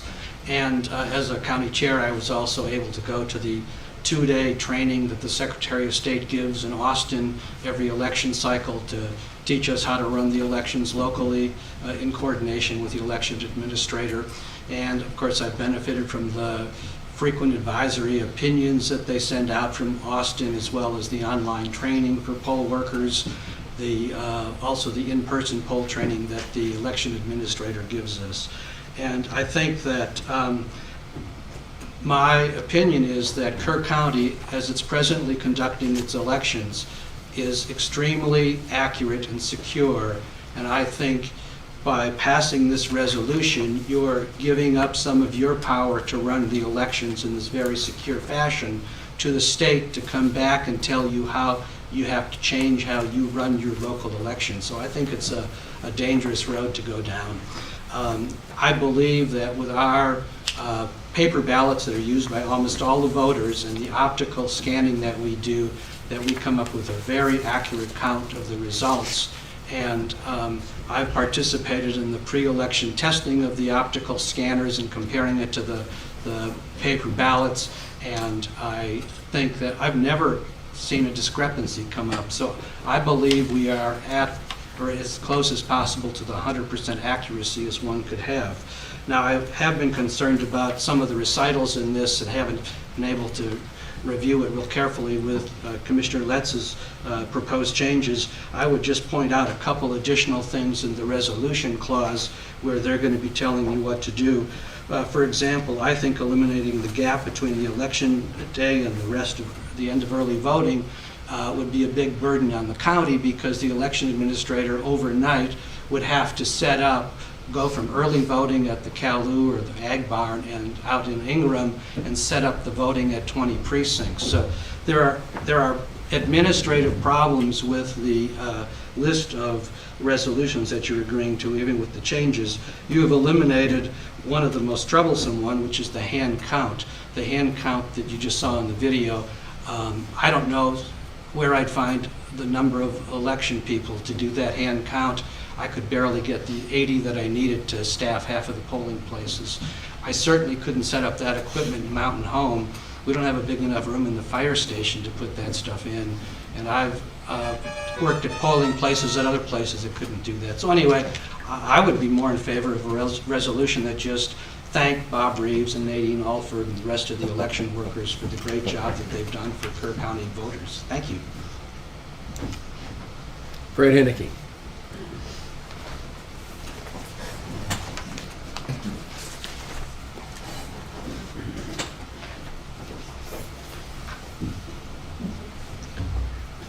Fred Henneke, 2595 Bandera Highway, Precinct 2. I live in the county and not in the city. And I am the ignoramus who said, if it ain't broke, don't fix it. No one has brought before this body or anybody any evidence, any innuendo, any suggestion that the elections are anything but fair and accurate. Nobody. This is all supposition. This is all what if. This is all maybe. This is they could. There's no. Where's the beef, as they used to say in the commercials. There's no here. The resolution, the whereases are full of misrepresentations and innuendos and what ifs. There's no facts there. There's no meat there. There's no substance there. And you're going to put Kerr County on this resolution and send it to Austin? For those of you who are old timers, do you know what this is? This is the Bill Stacy resolution. It has no basis whatsoever. I see Commissioner Letts, who knows to which I refer, and the judge. Why? Why?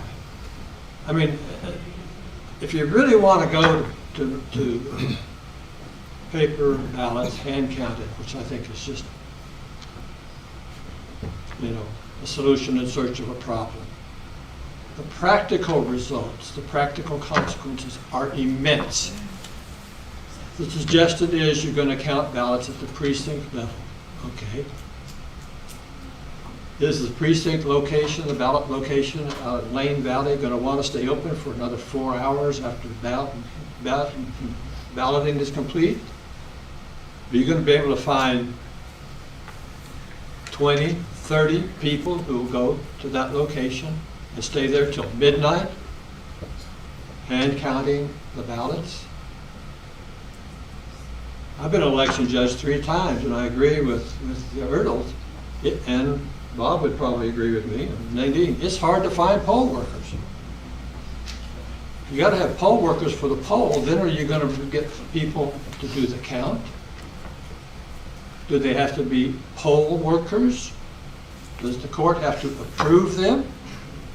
Do they get paid, as all poll workers do? Someone suggested that the equipment, the cameras and everything, is going to cost $100,000. Guess what? You have to competitively bid that. And it's suggested from what Mr. Reeves heard from the Secretary of State is any machine has to be certified.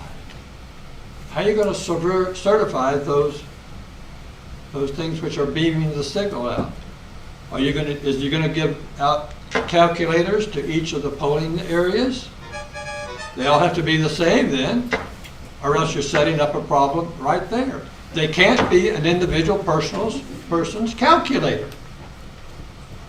So you're going to go out and buy how many 160 calculators to use in the hand counting? Think about it, my friends.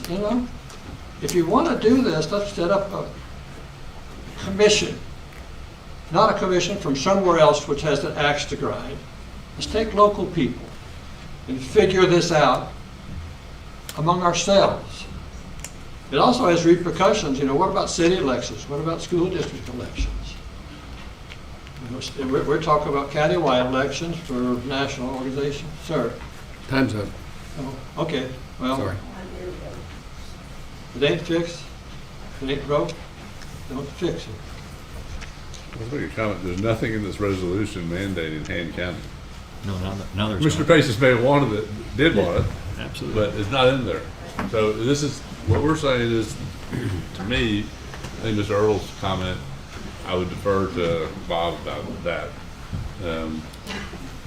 But the rest of it, I think, is just suggestions on how to improve and things that we do, and I think everybody should want. And they're already being contemplated as we speak up there with several different bills.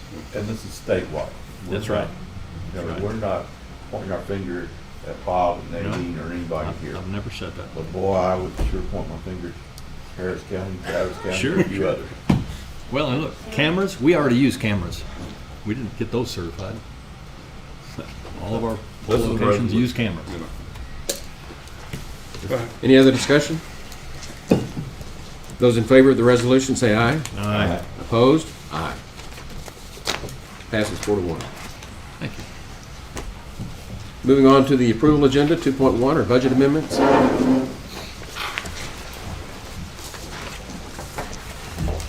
Yes, you have 6 budget adjustments before you. They are all line item transfers.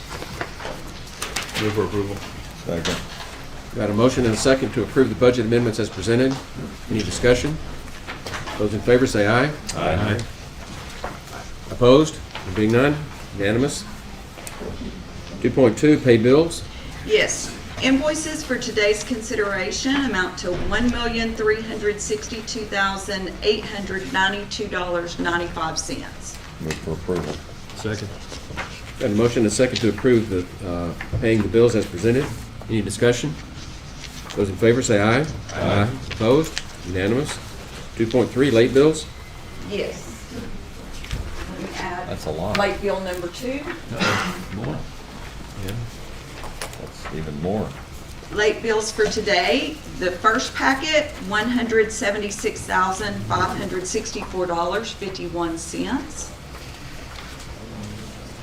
And then late bill number 2, $327,795.32. The second packet is mainly the PBO refunds that we talked about earlier. I move for approval. Second. Got a motion and a second to approve the late bills as presented. Any discussion?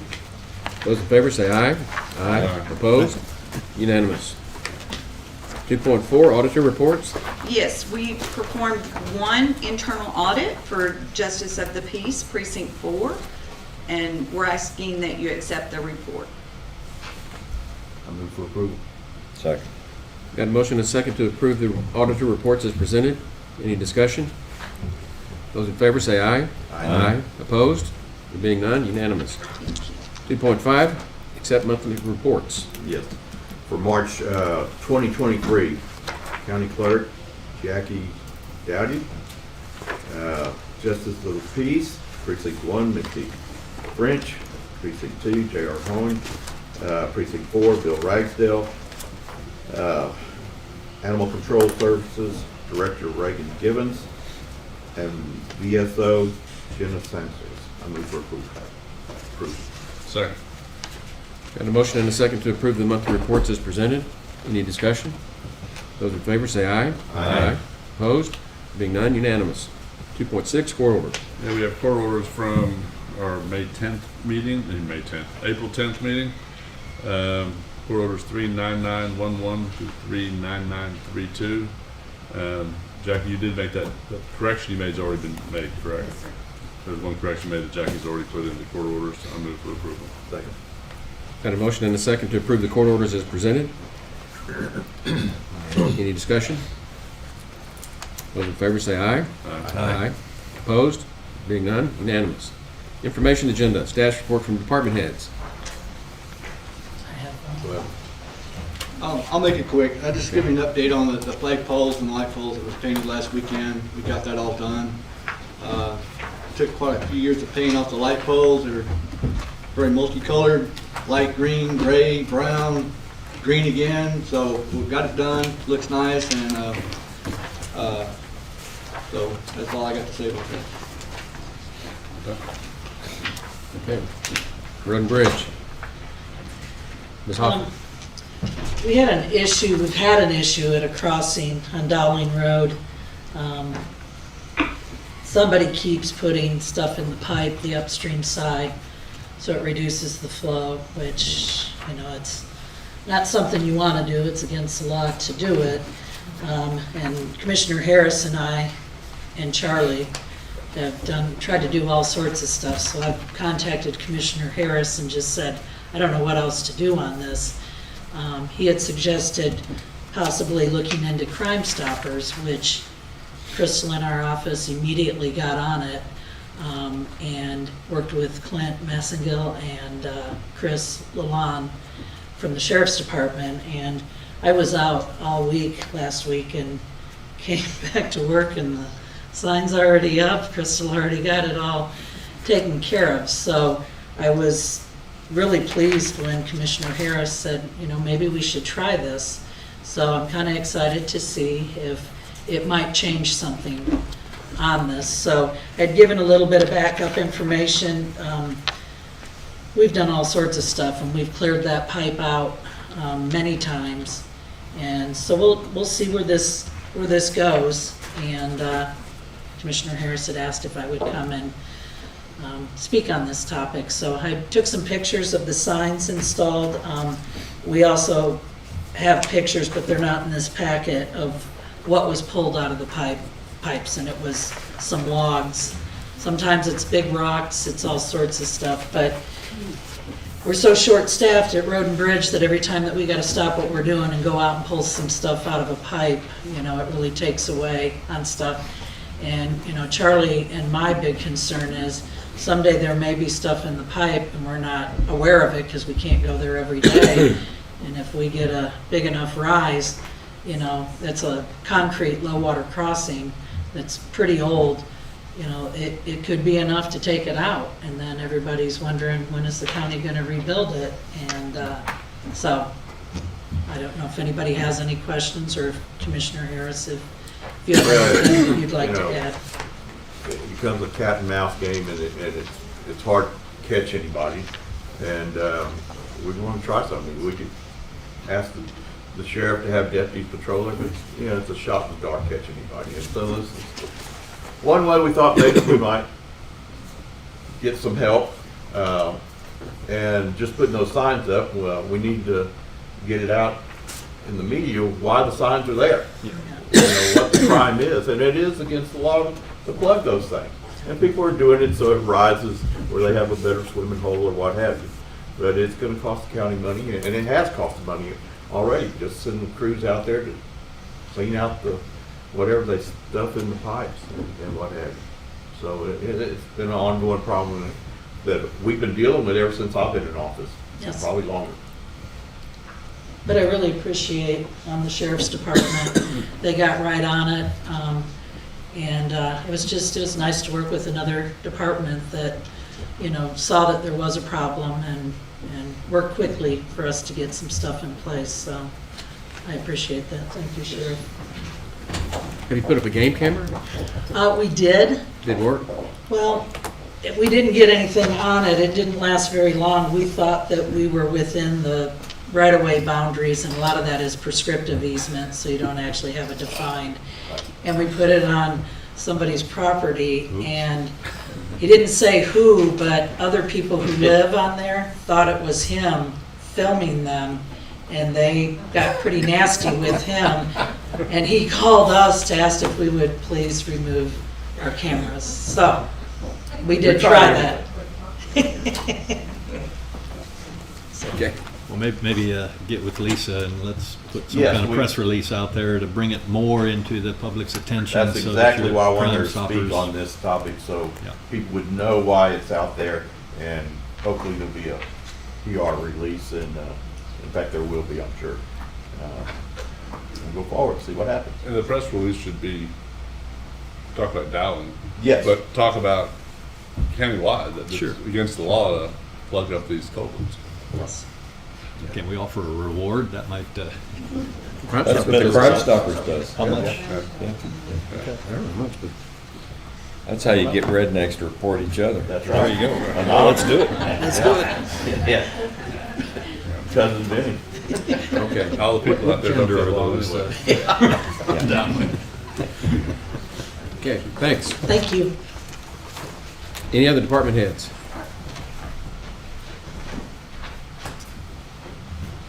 I would like to introduce someone that I have hired for the position I was in, the Human Resource Generalist. Her name is Sylvia. Sylvia, come on up. You'll be seeing her in my old office, so when you come in, this is who you will see. I snatched her from Kendall County. All right. Watch out. She has had 14 years of experience with HR, payroll.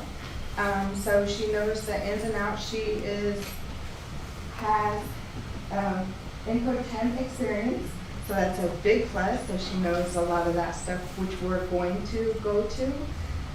So she, y'all welcome her. She's a great find. Welcome, Sylvia. Welcome. Glad to have you. I'm excited to be here and learn a lot, I'm sure, from Rosa, and hope I can bring some good stuff to the table. Yes. Good. Sure. Thank you. Welcome. Thank you. And I believe she's already a Kerr County resident. Any other department heads? Good. Your precinct. Okay, let's move on to 3.2, status reports from elected officials. Sheriff? Yeah, I'd just like to get on the record, we've been receiving some additional complaints from people in Precinct 4 in reference to human smuggling and property damage. As a matter of fact, we had 2 pursuits this weekend. I think one of them tore up like 5 fences. So what they want us to do a better job of notifying the public, which isn't easy, when they get out there and bail. But I'm working with Commissioner Harris. We're looking for a time, date, and location to do kind of a town hall meeting. You always get what can I do, what can I do, but I like to at least advertise that for about 30 days so we can get a good turnout. So just so the public knows, we'll be looking at maybe at the end of May or beginning of June. And Don, would you like to make any comments? Yes, it needs to be educational as well. As y'all well know, there's legal ramifications if you start pursuing somebody on your property. In addition to that, we're trying to get one of the district attorneys there. It changes from you're the good guy to you're the bad guy, and that kind of stuff. So I think it'd be welcome. Yeah, I'll make sure one of the assistant district attorneys at least get there. Good. Yeah. Thank you. Any other elected officials? Okay, then we'll move on to liaison reports. The liaison reports? Okay. Then we'll go into executive, we'll take a brief break, go into executive session, and Judge, do you have to leave at 1:30 like frequent?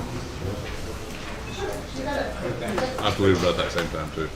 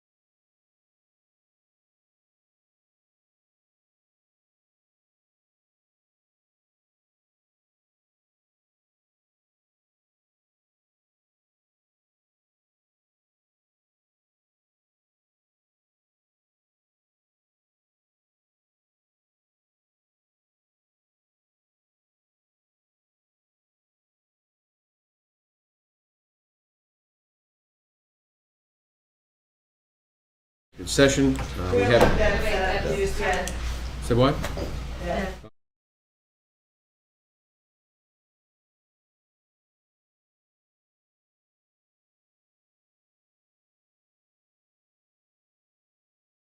We're coming out of executive session, and we're going to recess until tomorrow at 11 o'clock to continue working on the matters in the executive session. So with that, we stand in recess.